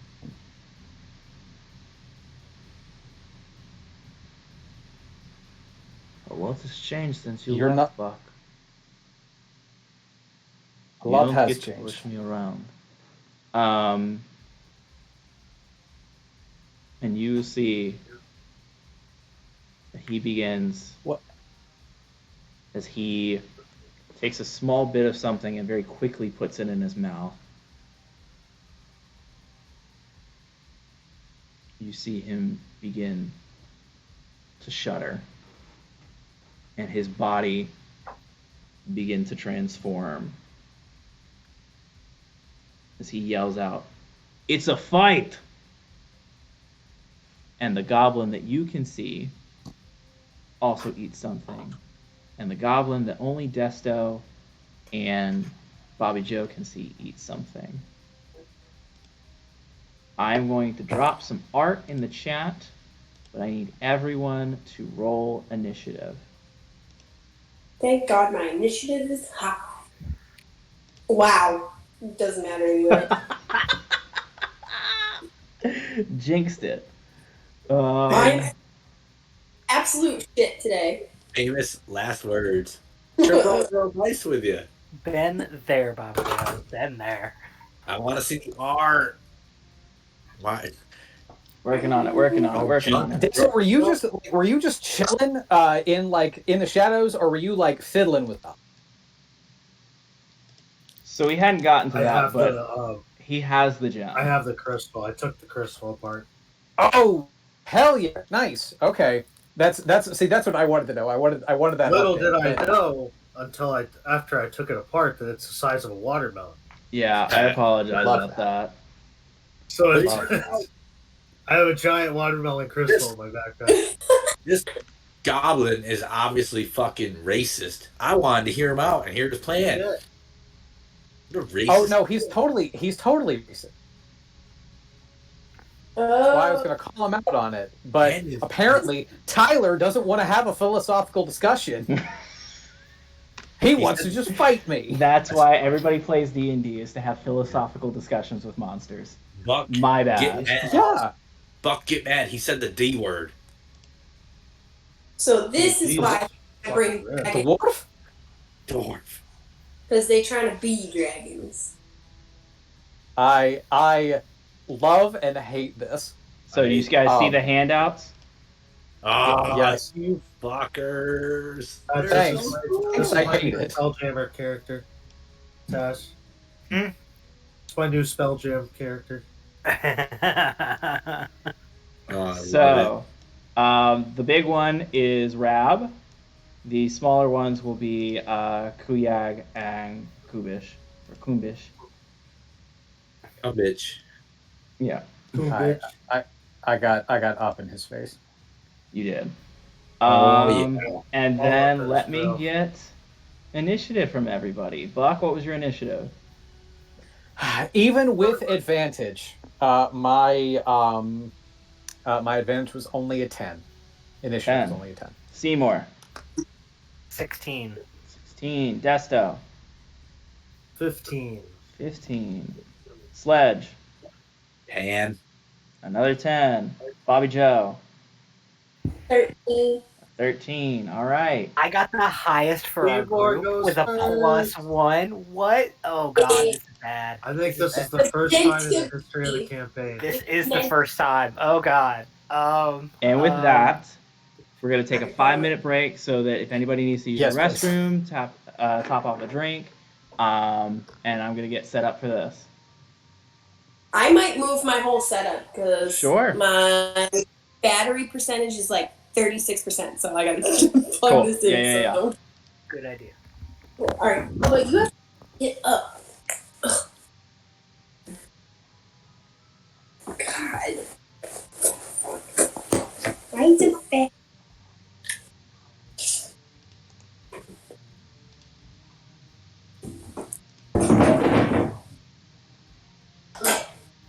The goblin. That's good gift, Kayla. You win that one. I thought it was pretty good. Tyler, that it is not what I thought it was gonna be.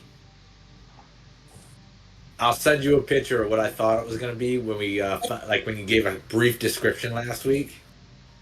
But Okay. woo, Um, Some fun stuff, though, right? dude, I love it. I love Excited. it. So I'm going to put you about right here. Still invisible. Okay. Bobby Joe's posted up. Awesome. So that's set up. And I will let you know what you did thanks to the crystal messing when everybody gets back. I was gonna ask you if I was an idiot for doing that or if that was a good idea. No, you did a good thing. You did a good thing for sure. Bobby Joe's like, what if we need it? That's all. That is Which you actually still a really have it. smart. All right, I'll be right back. I'm gonna grab something. We worked through it. It took some conversations. We got Good through job, Jimmy, are you gonna get the pop of Themberchaud? I don't know, man. Honestly, I'm not getting any pops right now. You're popped out. Yeah, I'm a little popped out, dude. A little popped out. Ugh. I might start selling them again. Brent, I was not correct. My guess was off the mark. I was trying to remember like at the beginning of this session I was like, "Oh, I think there's something in maybe like Fizz Bands or Dragonlance or whatever that has something like this," and was like, "Okay, I was kind of close, but not quite." Yep.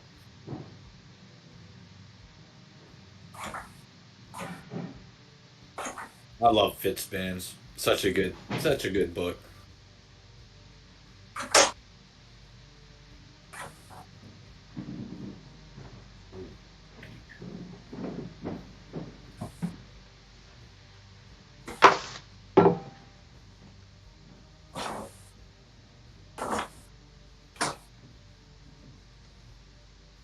Bella, you coming?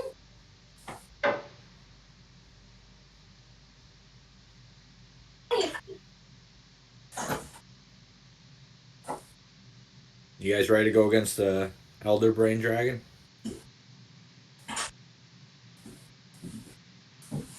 No, that is the stuff of nightmares It for me, really is, dude. It really is. All right, hold on. and I don't want it. Give me a second, Bubba.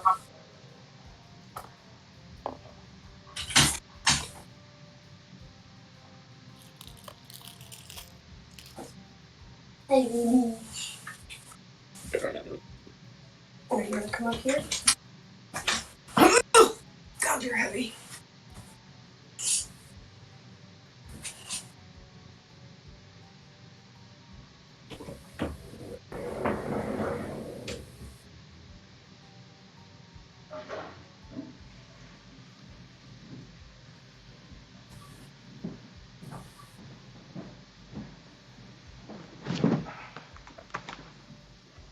Dude, that Shadow Dragon mini that I got is so fucking like I can't stop staring at it. It's on my kitchen table still. I just sit there and stare and I'm like, you're so much cooler than me. I'm gonna get the kids with it in their campaign whenever we play again. Lord Soft shall return.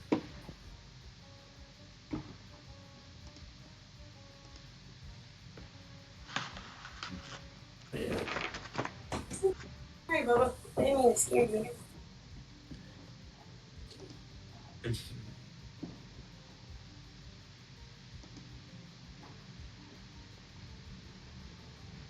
Buck, your mall is magical, right?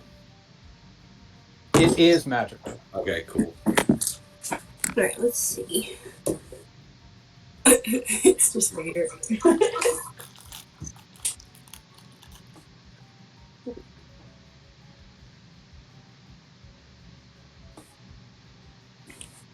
Hey, handsome.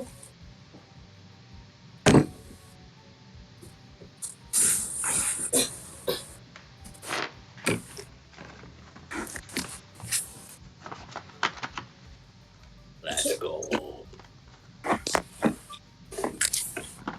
Now where did I put my phone? Ooh, you know what's so this is Seymour's, I think, first time going before a lot of us. He's not gonna be able to use a fireball. Oh no. We are all too close.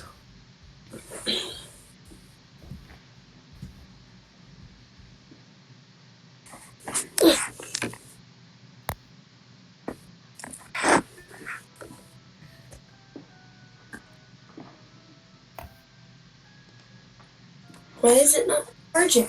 All right.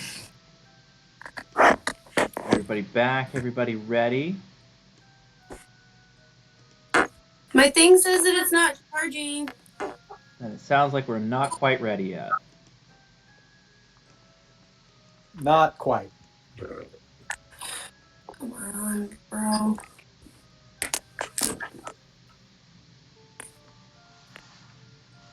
Okay, now it is.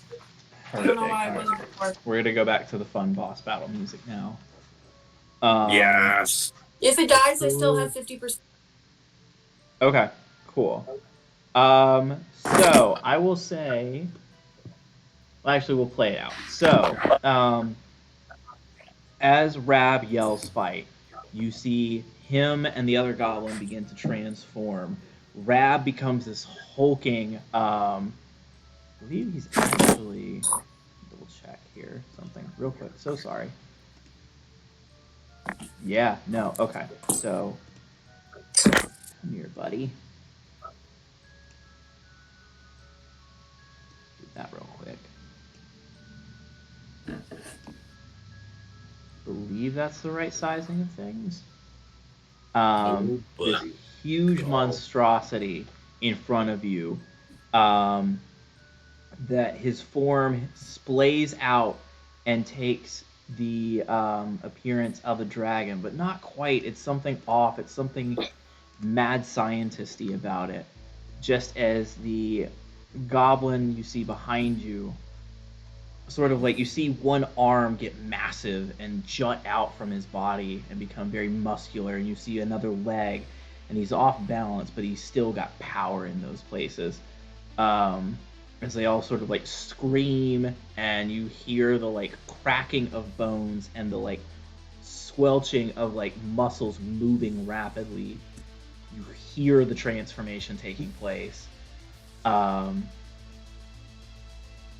And you hear Rab yell in a much deeper and a much more guttural voice, "Throw this witch!" And Kuyag takes his normal arm and flips it forward. And nothing happens.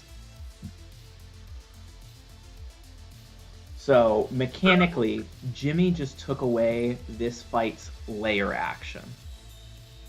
Oh boy! Yo. Let's go. So Hell yeah. that was supposed to be MVP. a Dude. lightning strike spell every round of combat. But Let's go. Yeah. no. So with that, Rab will go Yes, first. Desto did good. Yo, that is a massive game changer. Yeah, it Oh is. yeah. I am. He like started asking questions about the gem, and I'm like, it's not that important. Like, it's fine, whatever. And then he kept asking, I'm like, Oh, it's fine, Fuck. dude. Don't worry about it. You don't put a. He You just knows. put a classic blunder. You never put a crystal in the middle of it. yeah, basically. Nice. All right, Excellent so let's company, get yeah. started. Buck, I need you to start by making me a Constitution saving throw. Hell yeah. Let's do it. Ooh, that's good. That's a 24. Baby! Mm-hmm. Hold it. Nat 17. So, as Rab comes into his new form in front of you, the smell of death and decay gets even worse and becomes almost unbearable. But you are able to power through. Then, Rab is going to take 3 swings on you. Perfect. Tyler, I would like to use a reaction and Ooh. make You do not get a First reaction until you have your turn, if I remember correctly.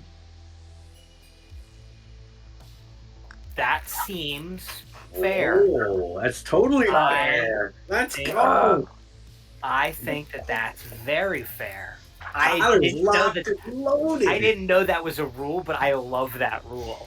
I Even immediately heard it. I'm like, that's a great rule. a blind squirrel finds a nut every once in a while. Locked I and loaded. believe you. I'm here for it. No, homebrew rule. That's what it is. You pesky counter spells won't get Tyler. I will allow the rules lawyer a little bit more time. I'll filibuster a little bit. But just in case I'm wrong, what did you want to do? I was just going to cast Silvery Barbs Okay.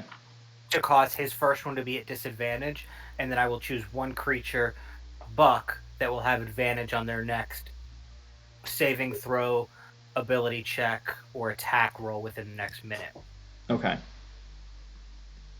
Is But our I rules totally lawyer see- going to Google?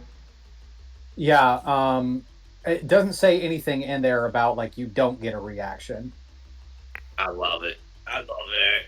If I it's- think that should be the. If it's undetermined, I am going to make that the active homebrew rule. But if you can prove me wrong, then that's fine.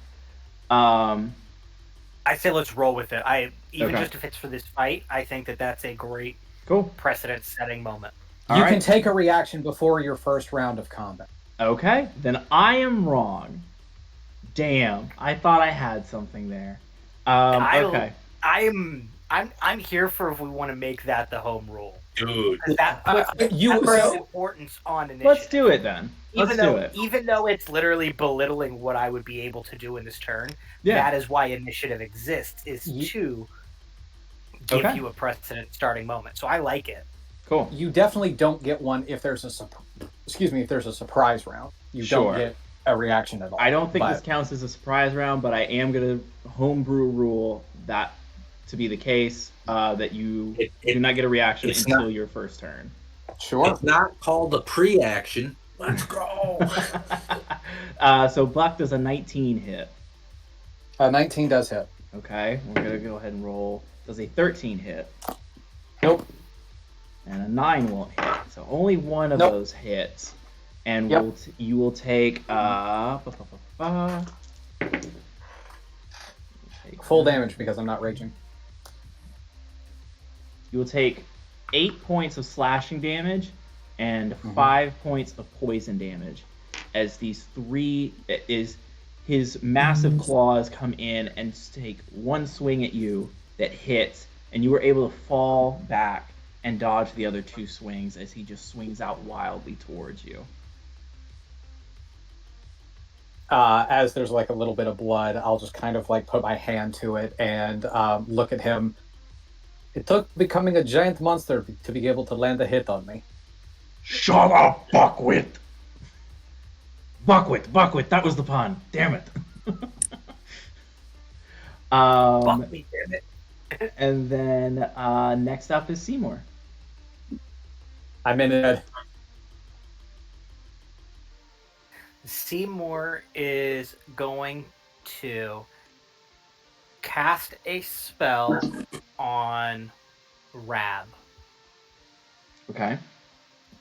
I am going to cast Mind Sliver. Mind Sliver. Okay. I need him good. to make an intelligence saving throw. Of course you do. Come on, buddy. Come on, pal.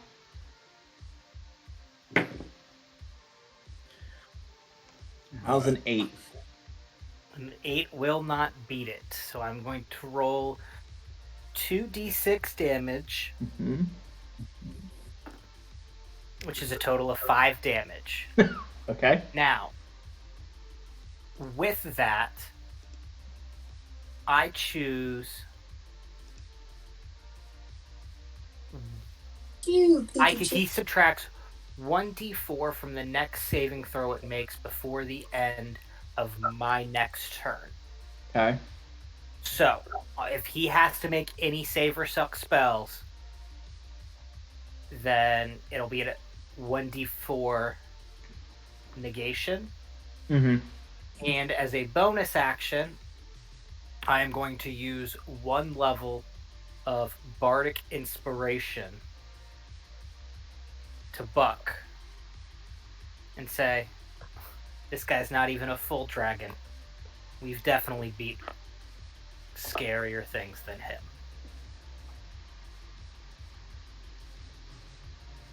Okay. The smell is worse. Mm-hmm. Next up is Desto. Unless Seymour would like to take any movement. That is a good point. I would actually like to take a step over off to the side. Cool. I'm good now. That is my turn. Desto, you are still invisible. Yes. So I am going to. I'm gonna just step up 5 feet, and I'm gonna sneak attack on him. Okay.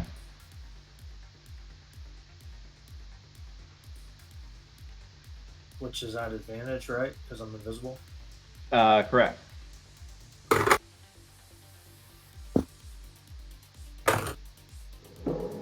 Uh,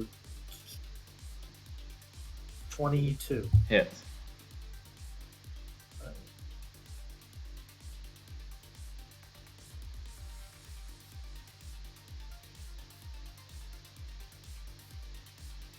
That's gonna be.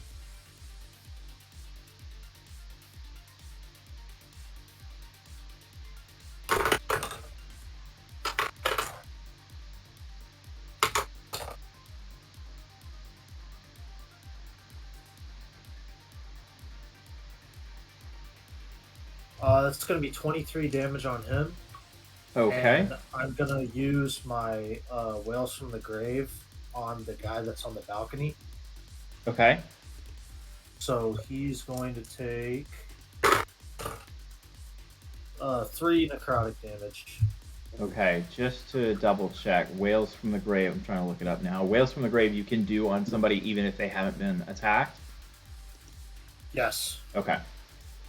Yeah, it's just whenever I do a sneak attack damage, I can target somebody that's within 30 feet. Okay. With it. And I believe he is within 30 feet of you. Yep. He should be, depending on how high up that balcony is. I'm going to give it to you. I mean, Okay. yeah. So he takes 3 points of damage, and you stab into Rab behind him and come into appearance as he just like roars out in pain. And then,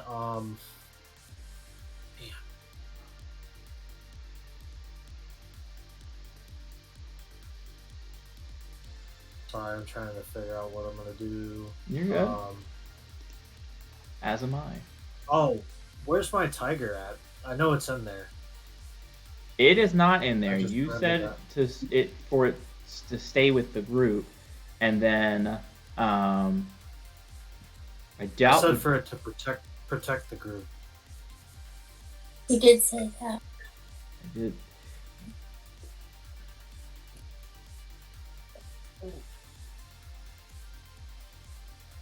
All right, that's on me. So we will put it. Where is your tiger? There's a token that will work for a tiger. I'll see that. I mean, like, it probably wouldn't have come in with us, but now that it hears like giant monster and whatever, like it would rush in. It's here. That's That's fair. fine. So, but your tiger is in here. Okay. Right next to Sledge currently. So I'm gonna go ahead and move. I know I'll take an opportunity attack, Yes. but I'm gonna move, and I want a bonus action try to hide under these stairs if there's a way to do that. Oh, easily. Let me roll the attack on you. 19 to hit. Yep, that hits. Cool. You take 8 points of slashing damage and 10 points of poison damage. Okay.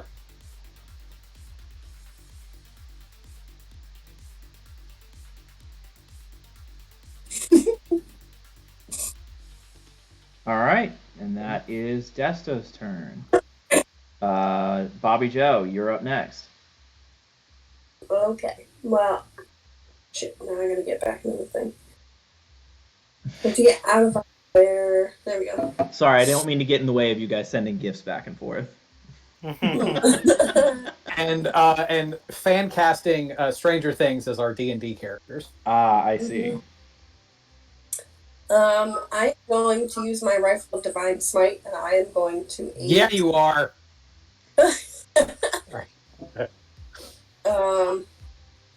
Where is it?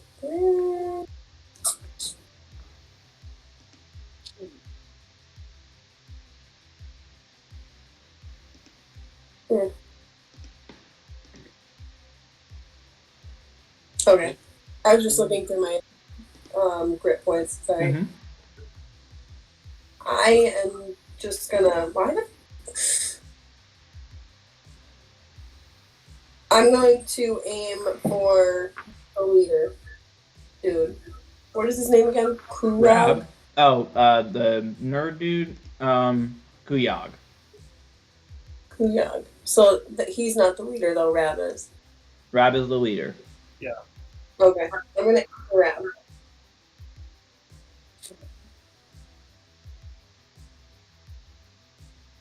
You're at 19. 19 will hit. Oh. And 13 damage. Okay. He is looking hurt.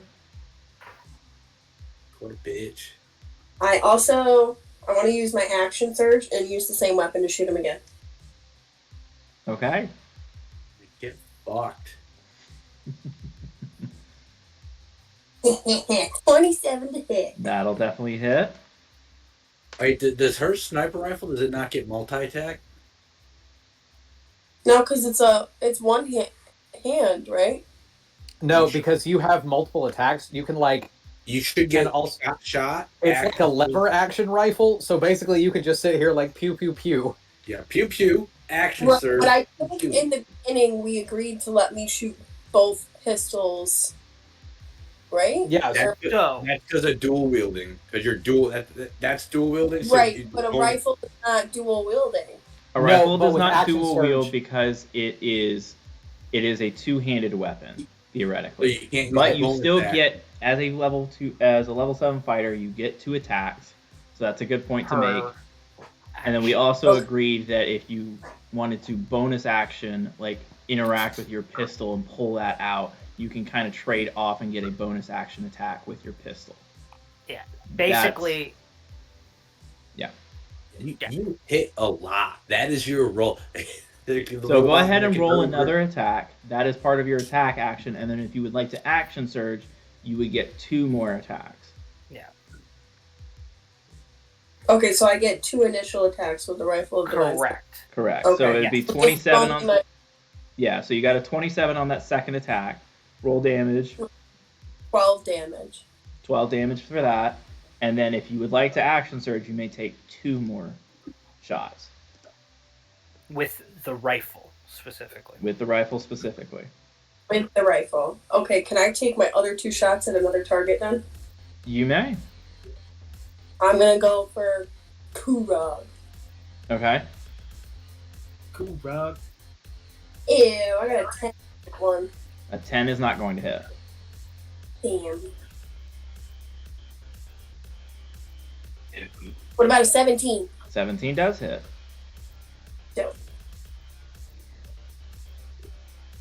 And that's gonna be 11 damage. Okay, 11 damage to Kuyog. And he cries out in pain as you get him in his goblin shoulder, not the dragon shoulder. So, yeah, Rab is hurt, but you guys said, like, get the picture that all of these guys are pretty hefty. Is it safe to say I'm still hidden or no? Because I came out to shoot. You shot somebody. You are still you are visible unless you would like to. Let me double check. Do you have the ability to bonus action hide? No. I don't think I do. I don't think you do Nope. either. So you are now visible. You could be a Okay. dick and just move to the side so they can't see out the window. Just duck real quick. I mean, they would be aware of where you are, but they couldn't hit you with anything theoretically. Yeah, by line of sight. Yeah. That's honestly like Do not it. a bad. It's not a bad call. Yeah. Big move. Now, did you also bonus action already or no? She is not bonus Yeah. action yet. No, I You're didn't. not, babe. Okay. You hit a Okay. lot. Urged. Okay, fine. Yeah, so I'll you still have a bonus bonus action. action. I'll bonus action the same guy, but I'll use my pistol, right? Correct. Yep. Yeah. Go ahead and mark off that you took your action surge. Great move, babe. Great move. 22. 22 will hit. God damn. You up? Get him. God 9 damn, for Bobby damage. Joe. 9 for damage on Kuyog. Got it. Are you moving now, Kayla? Yeah, I'll pop myself out of the window now so they can't get me. All right, you pop yourself out of the window. Just this hail of gunfire erupts from the window as Rab takes shots, Kuyog takes shots, and then Bobby Joe just kind of ducks away, and all you see is the wisps of smoke remaining. And with that, we will go to Kuyog now, who is going to use his object interaction to flip another switch and add a little more fun to the party. As you hear this siren begin going off within this cabin. Oh, great. And,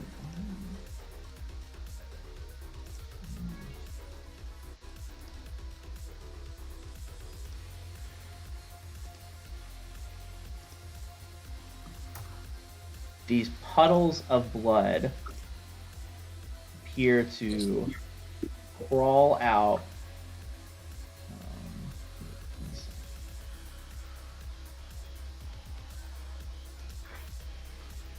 And let me give you guys a picture here. Oh, buddy. Puddles of blood are just. Ugh. Un momento. My computer's being really slow tonight for some reason. I'm not a fan. Yeah, mine is too. So then maybe it's Discord. Maybe it's Discord's fault, not ours. There you go. I'd like to think so. It's on Discord. Mine was being weird too, so it makes sense. It's working fine on my phone though. There you go. That's what the puddle looks like.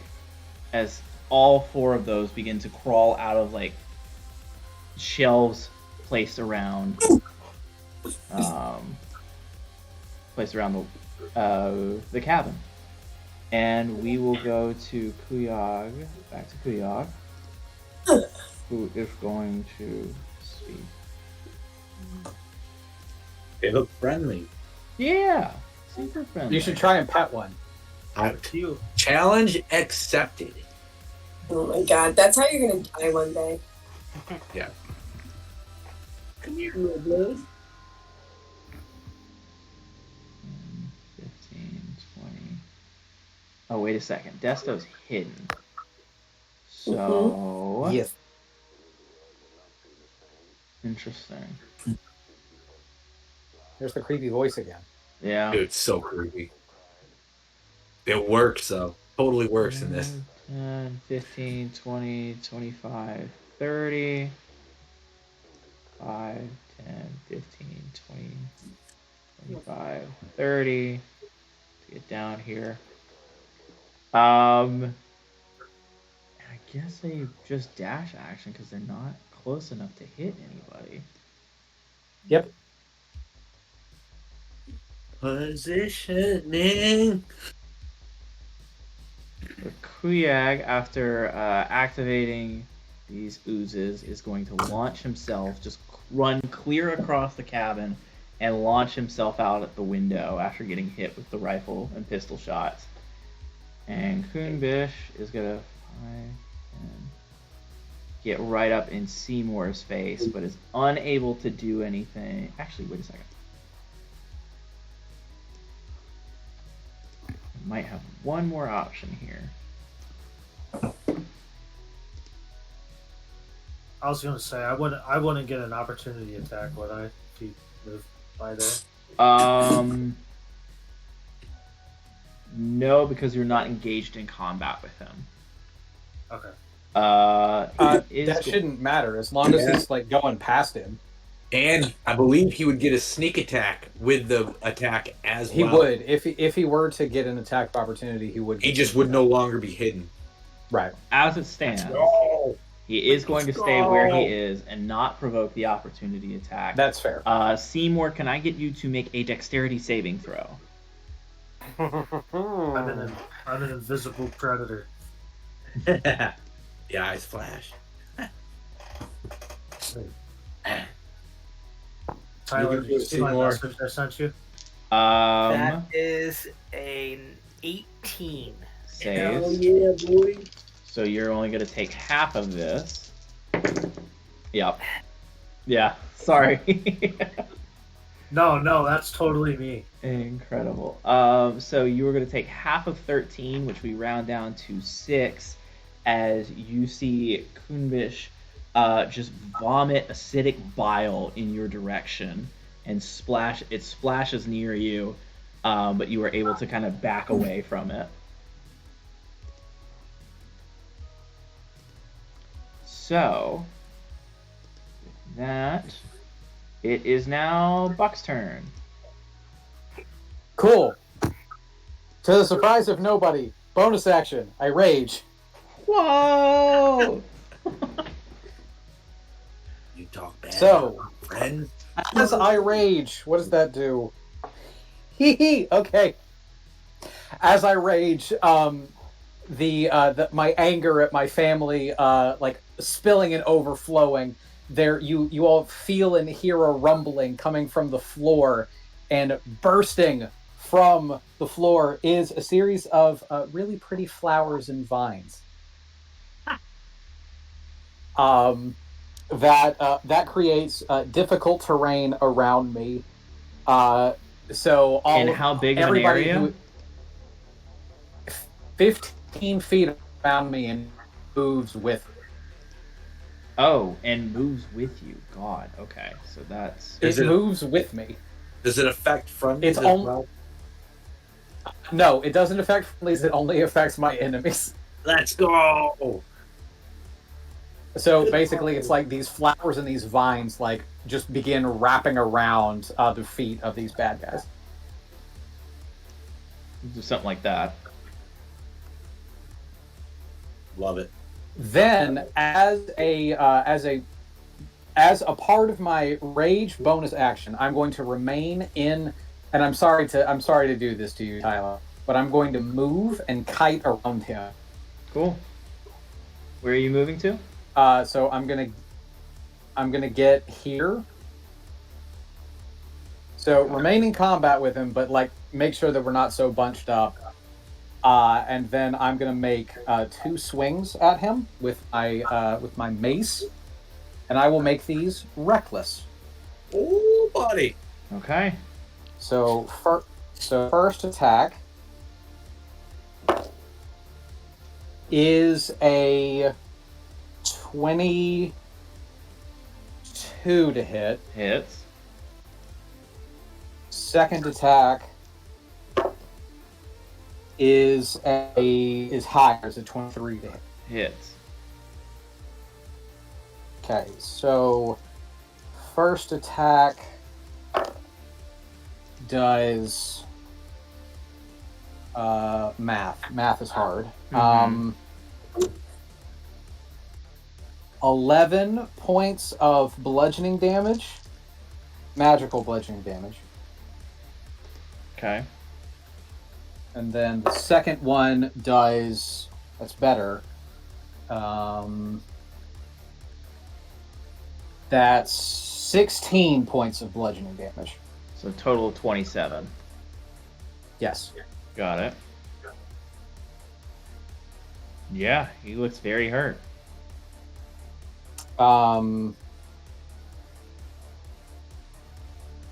Yeah, that is going to be that's going to be my turn. But as I whack him twice, and it's just,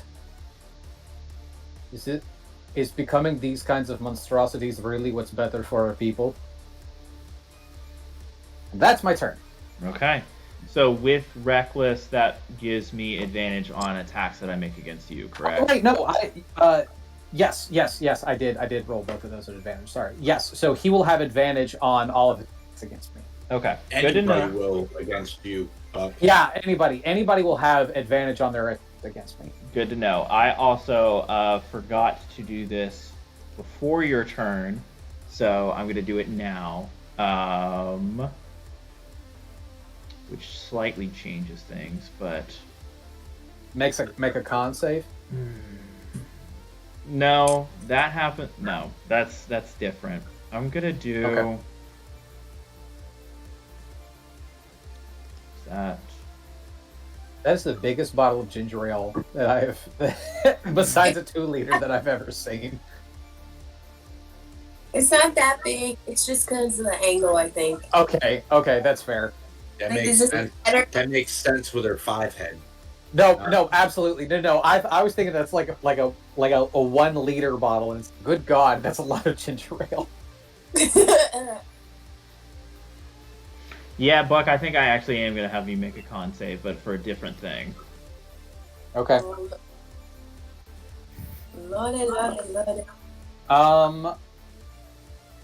How does a 17 sound? 17 sounds like you saved, Great. which means you only take half of this.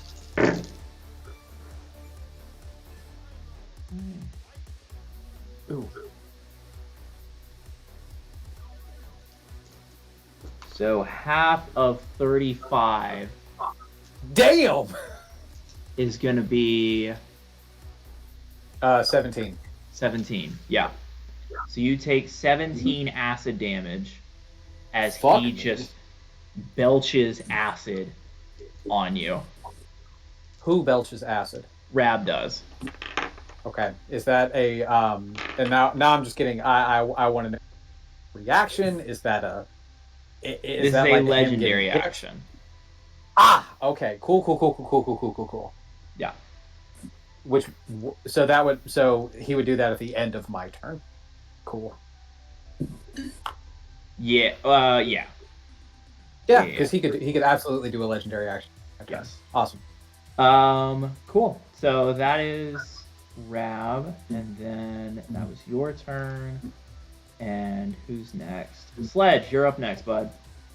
Let's go. All right. Seymour, the silvery barbs minus D4 on saves only goes up until your next turn, right? It's not silvery barbs. Or mind sliver, excuse me. Mind sliver, yes.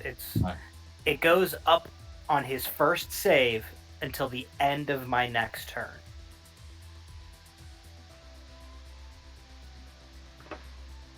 Okay, I'm not gonna do anything then that would do that. You're not gonna do anything? Cool. All right, so moving on. No, Next turn. no, I will not. I feel like that's a setup for himself. I'm not gonna take that. I put it out there. My job is to debuff. I know this. Okay, well then, fuck it. I am only doing this because he insulted dwarves. I am going to use a 3rd level Searing Smite. And I'm going to run up to him and, you scaly rat, how dare you take a dwarf's name in vain? And I'm going to attack with my hammer. And hope for the best.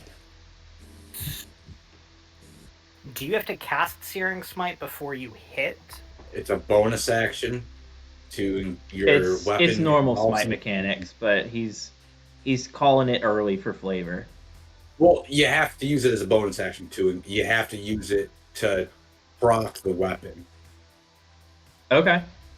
Because it's a little bit different than a normal smite. Gotcha. All right, then back up. And that is a 19. 19 hits. All right, you got a lot of space to work with on this guy, so that'll hit. Yeah. All right. 1d8 plus 5. So. Oh yeah. You're gonna take 10 bludgeoning damage. Okay. Oh, I'm sorry, slashing damage from because I'm using the axe part. Got it.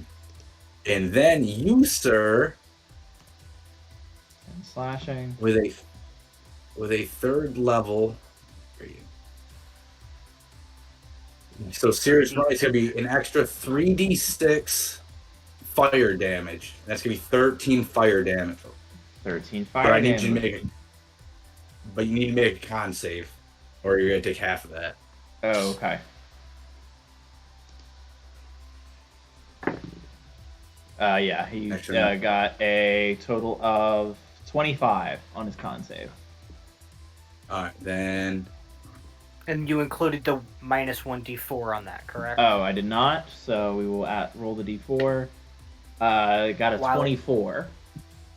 While it doesn't change the outcome, it does take away the Mind Sliver's mechanic of it has to be your next save. Yeah. So you take the full 13 damage, but you are not engulfed in flames for the next round. Cool. Good to know. Yeah. Sledge just runs forward, weapon of fire, and swings into Rab, dealing a significant wound. Anything else for me, AJ? Where's the positioning? Or do I get to play with my oozes now? I'm gonna kite all the way over there to try to get next to that ooze to help out good old Seymour. Okay. And I'll end my turn now. All right. So, because you kited around, I believe technically you get an opportunity attack for your reaction. Because the ooze is going to move towards Seymour. So go ahead and take the attack. Hang on. Got to say the thing. That's going to be a 23. Hits. And that is going to be I got a 1, so a 6 slashing damage. Okay, 6 slashing damage on that ooze. It should have to make a con save, correct? Nope, because it's for your next hit. It's for the searing smite. What do you mean the next hit? It hit Rad.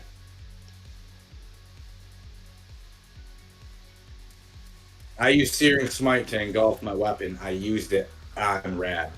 The next time you hit a creature, it does that. Okay, I see what. Gotcha. So it's a one-time use that you have a concentration of up to a minute on. It's a one-time use. If you would have missed it, it would have been like, oh, okay, as long as I don't lose concentration. Got it. I thought you'd be able to get that. Never mind. In the suck and save, is if he failed the con save at the start of his next turn, he takes another 3d6 fire damage. Okay, so with that, 4 is just going to dash action, move towards the tiger. I guess couldn't I? 1, 2, 3, 4. 4 was like right here. Yeah, actually, I can get both there, so we'll do that instead of the tiger. 2 is going to go after Bobby Joe. All right, so let's start rolling for some oozes. God damn it. I'm going to have to get new dice. No, please. An 11 doesn't hit Seymour, I'm guessing. It does not. How about a 19? It would, except I'm going to use my reaction to cast Silvery Barbs so that it does it at disadvantage. While that's happening, could those oozes have gotten to me, and can they attack even though there is difficult terrain? Oh shit. Hold on. 4 could not have. 3, I did do the math for that. 4, because I changed plans, I forgot to do the math. So 4 is going to go back to attacking the tiger. Or getting near the tiger. Okay. But 3 is able to get to you. So I'm rolling with disadvantage. How does a 16 sound? A 16 will hit, though. Cool. So that's going to hit.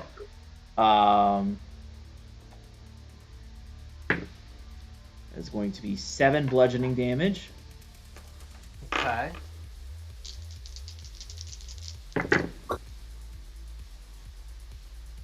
And as you feel this pseudopod of blood reach out towards you, you are grappled and take 12 points of acid damage. Automatically grappled, 12 acid damage. Got it. Correct. You can attempt to escape, but yeah. All right. So that is the one that attacks Seymour. Let's go to the one attacking Bobby Joe. I'm invisible. You are not invisible. I like the hustle, but you are not invisible. That's a 26 to hit. That hits. So you are grappled. Let's see what the next one. The second attack will also hit with a 21, I believe. 21 hits? Yeah. All right. So both of those hit. Boy. All right. 15 bludgeoning damage. Ugh.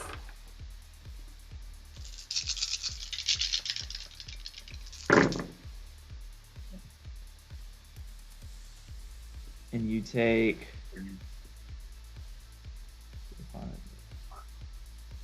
Yeah, okay.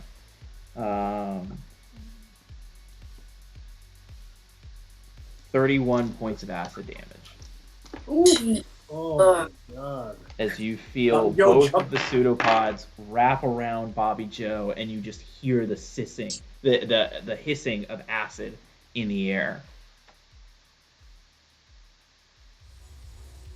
Finally, the one is going to attack Buck. 10 will not hit. Nope. Is it at advantage? It should be an advantage. Okay. Then a nat 20 will Sorry, hit. Buck. You're Nat 20 will, in fact, hit. And then a 26 will hit. 26 will absolutely hit. So you are going to get double Damn damage you on the guys first and your one. honor. So that's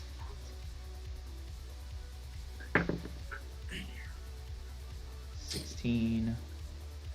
Oh, this is really gonna hurt. Okay, so you're gonna take 16 bludgeoning damage, and that is Halved. Well, hold on. Let me do the math real quick. So 16 bludgeoning damage is the dice roll plus max dice plus the damage modifier. That's 16 for the bludgeoning. For acid, you're gonna take max of. Oh, but both hit. Okay, hold on. I'm just gonna do this one at a time.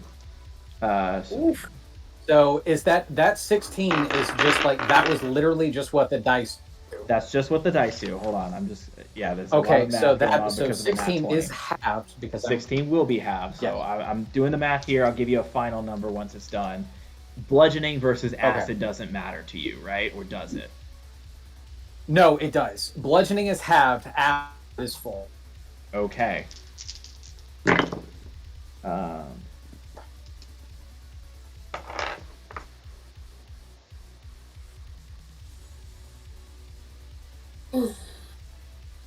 And then the second attack is going to be just normal.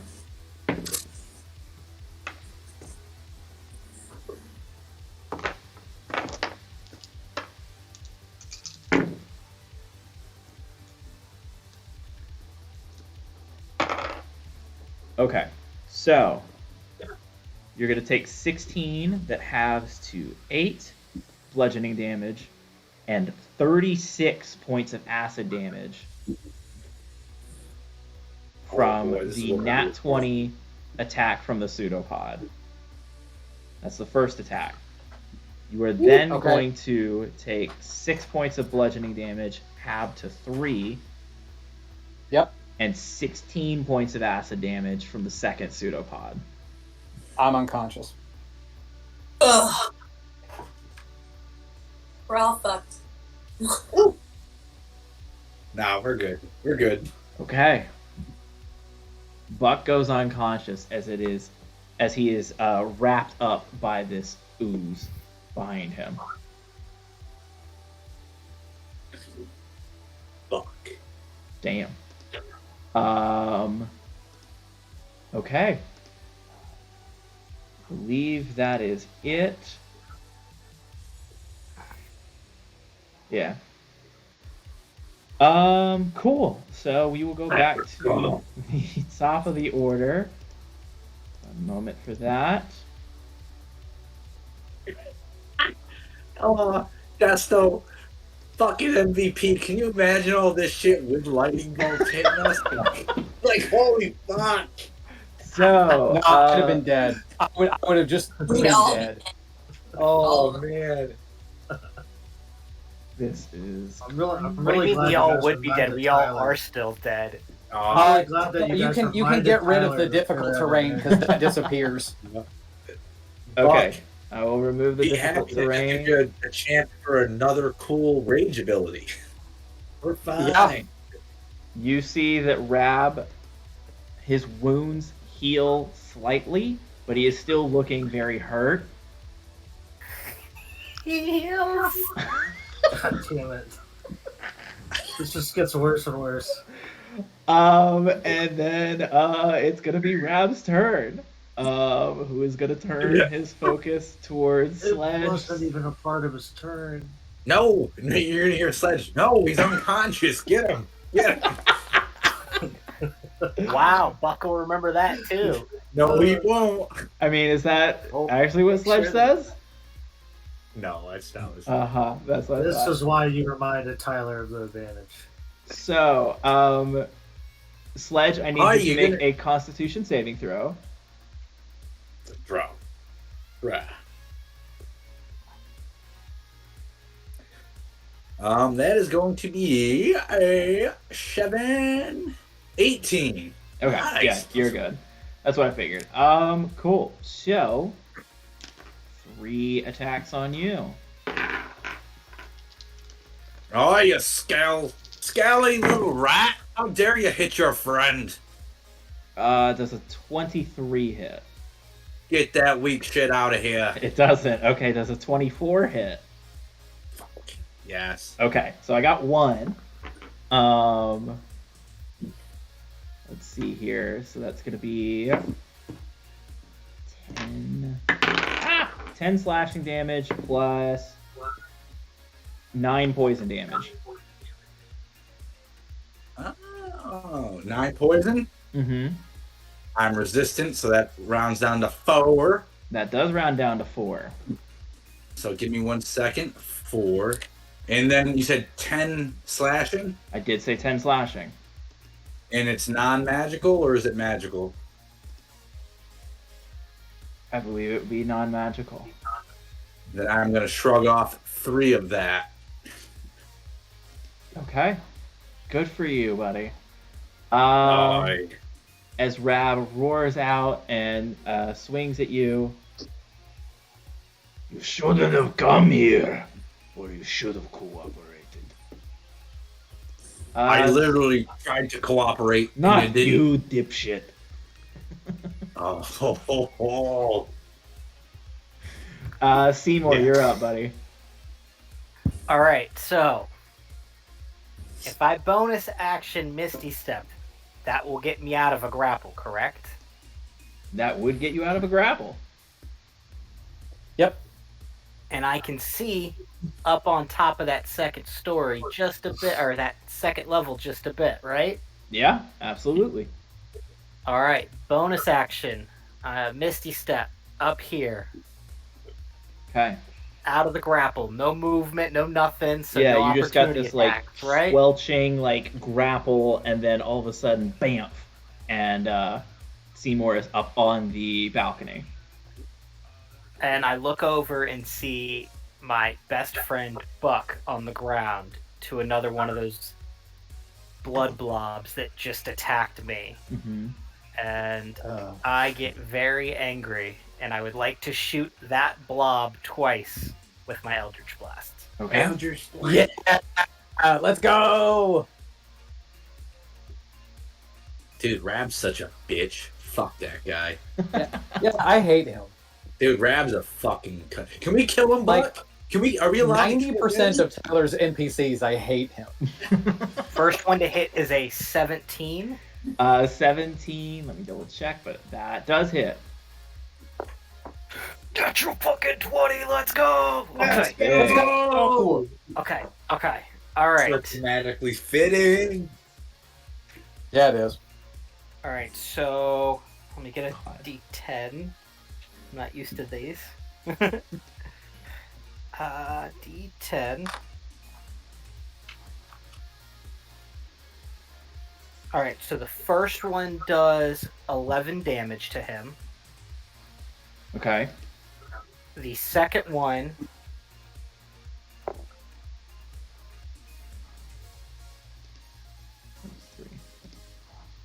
11 does damage. the second one does 22.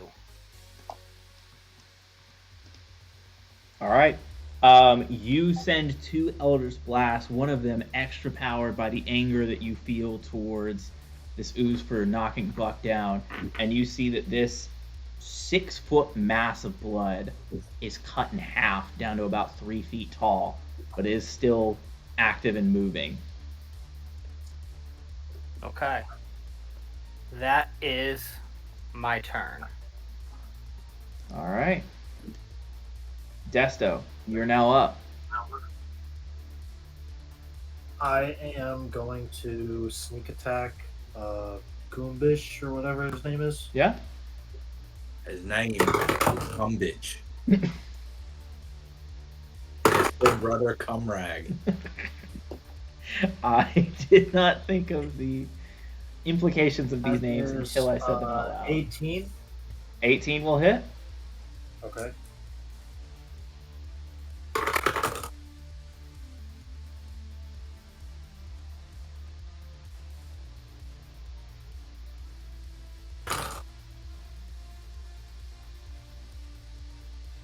Uh, 24 damage total on him. Okay. And I'm going to use another Whales from the Grave charge, and I'm going to do it on the ooze that's next to Buck. Okay. So he's going to take... Ooh, max roll. 12 necrotic damage. Nice. Good for you, bud.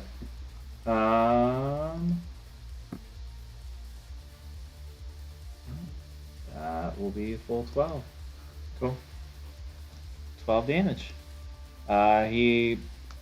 You take another foot off of him as you just like pull the blood through the air, and you feel as it gets close to you, that same acidic feeling that everything else has felt, and sort of just intuitively you know that this is also dragon blood that is doing this. Okay. And then I'm going to bonus action dash, Okay. and I want to move. You would over take to an where opportunity this attack table- from Kunbish, right? Oh shit! I mean, disengage. My Okay. bad. Okay. Yeah. Sorry. No, you're good. Just making sure. And yeah, and then I'm gonna move to where this table is right here, Okay. and then I'm gonna go for my tiger actually this time, Sure. Now we know he's here. and I'm going to. He's gonna kind of rear back, and I'm gonna go straight for this ooze right here, and do a pounce attack. Okay. So that's. So he needs to make a strength save. 18. He saves, so he's not knocked prone. Sorry. And that's 15 to hit. 15 hits. Okay, sweet. That's gonna be 6 damage. All right. 6 damage to that guy.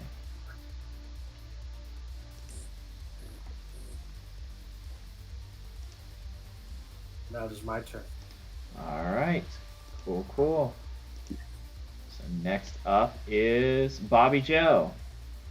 Bobby Joe, you look around and see now that neither of them have been able to, or no, I take that back.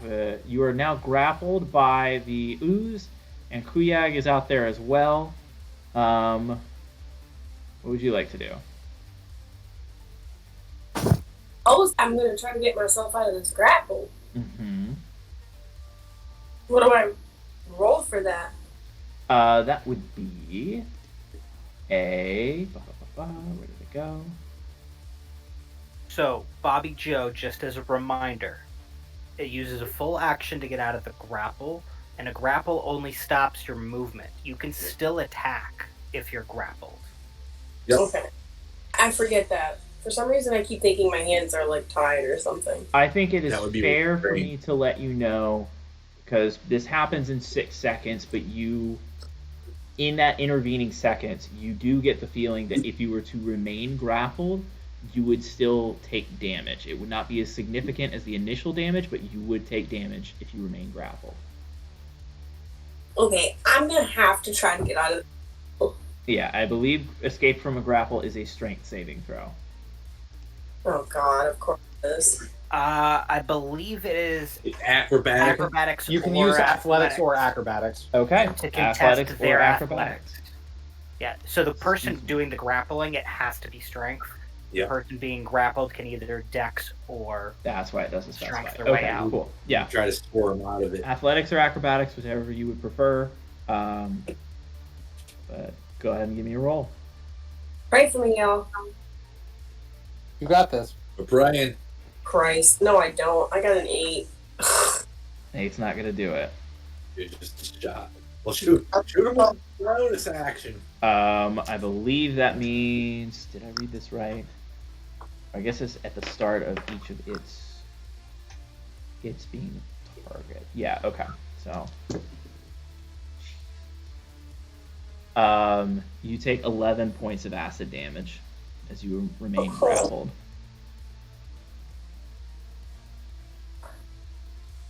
You do still have a bonus action. Whoa, not that much. Alright, well, I guess with my bonus action, if I can reach my pistol, I'm gonna try to get my pistol and shoot at whatever's grappling me. Mm-hmm. Oh, thank God. 28. 28 will hit. Fuck yes. 11 for damage. 11 damage on it. Got it. Nice.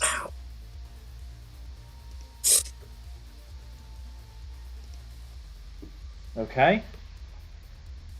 And then that is your turn, correct? Yes, sir. All right.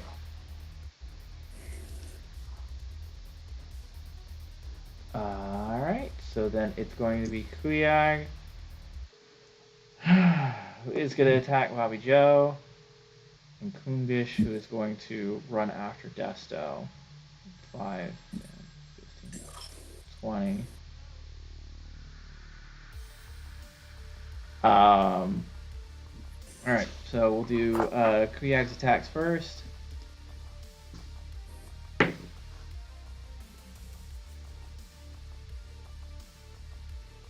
That is I love the music. It's so 16 good. to hit on Bobby Joe. That does not hit. Cool. 22 will hit though. Yes. And then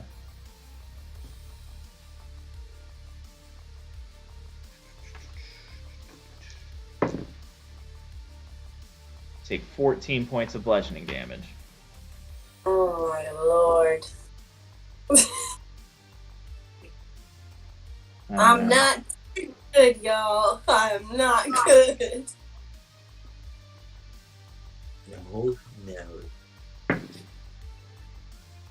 17 to hit Desto. It's 14 Oof. to hit Desto. misses. Cool. Fucking way. 13 points of damage. As we'll say that Kunbish runs after you and swings at you and says, Get away from here! You're messing with things that you don't understand! Just walk at him.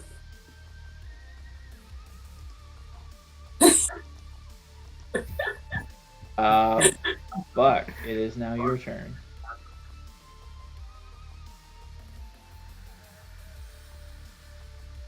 Go ahead and message me. Big roll, come on.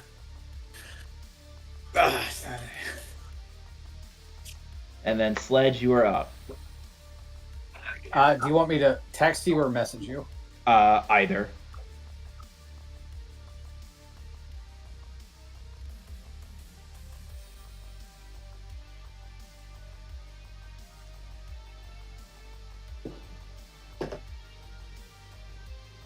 All right.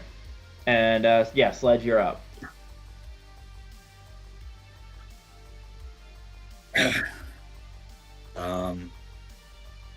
As I'm kind of locked into combat with Rab, I'm going to look at Bobby Joe getting manhandled, and then look down at Buck, who's on the ground, and just kind of yell to him, Buck, I'm sick and tired of every combat you trying to take a nap or just going unconscious. Get your furry ass up now and show him what a goblin's made of. And I'm going to cast a second level healing word on him. Hell yeah. Oh, almost max roll for 11 HP. Okay. If you don't get up, you just prove that he's the greater goblin. We know that ain't true. Get over here, you scally rat. And I'm going to bop him over the head with my fucking axe. Okay. You're gonna hit your axe. With my action.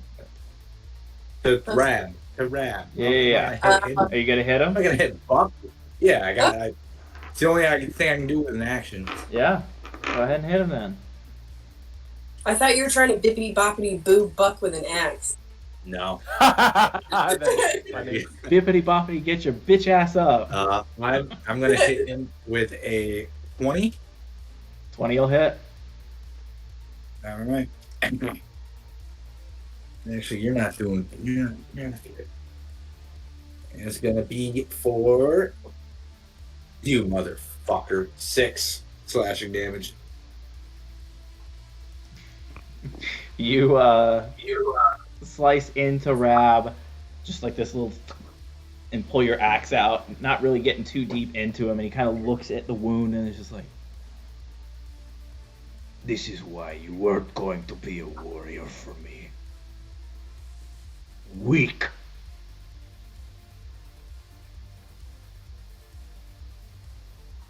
I don't want to be a warrior for you. I'd rather be a warrior for a real goblin. Is that your turn? Give me. Let me just look at the area. Yep, that is my turn. Okay. Means we move to the oozes. Everybody's favorite part.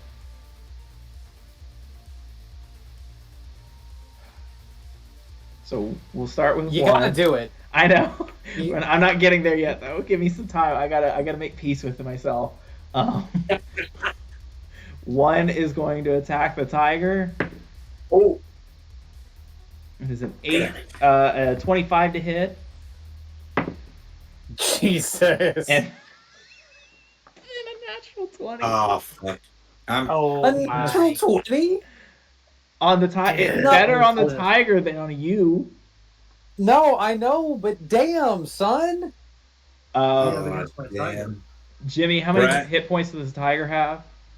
37. Yeah, no, he's gone. GG, bro. Just full gone. Not See, even. bro. This isn't great, guys. You're so ridiculous. 2 is gonna make attacks on Bobby Joe. Fuck these oozes, by the way. To be fully transparent, did not realize quite how powerful these guys were. You have the power to make them go away. Yeah, they just decide to crawl back into the floor. That's They gonna hit. discombobulate. They're for magic. So Does a 16 hit Bobby Joe? No, 16 does not hit, so only one will hit. it doesn't matter what down. Okay, Bobby Joe goes down then. And then, moment of truth, 2 attacks on Buck. I should have put myself over you, Buck. Sorry, I didn't even think of it. hey man, it's cool. If you rolled a nat 20 again, I'm gonna kill you. No, It does. no. I, in fact, rolled a nat 1 on one of the attacks. No. And so I'm going to say that as the ooze swings out at you and Buck is able to dodge, the ooze actually, let me double check the map, and as it attempts to loop back around, gets caught up in some of the electric wiring on the ground in part of this contraption, and we're gonna say it takes 7 points of damage for itself as it moves here, and that will be that ooze's turn. 4 has not done anything. And I guess it's going to 1, 2, 3. Take some attacks on Sledge.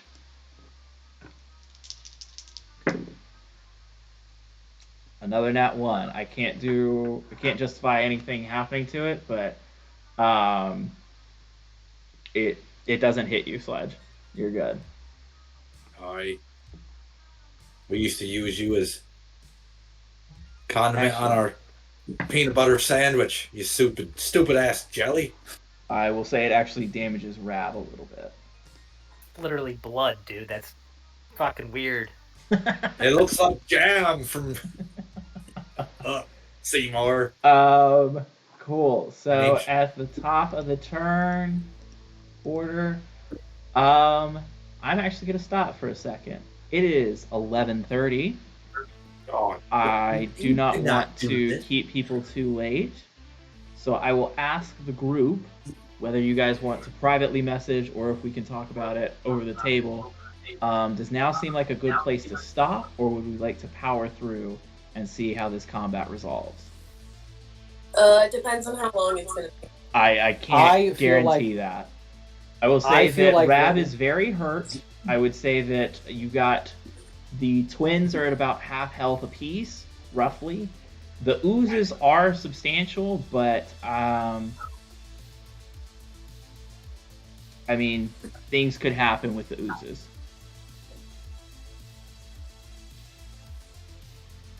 Let's go.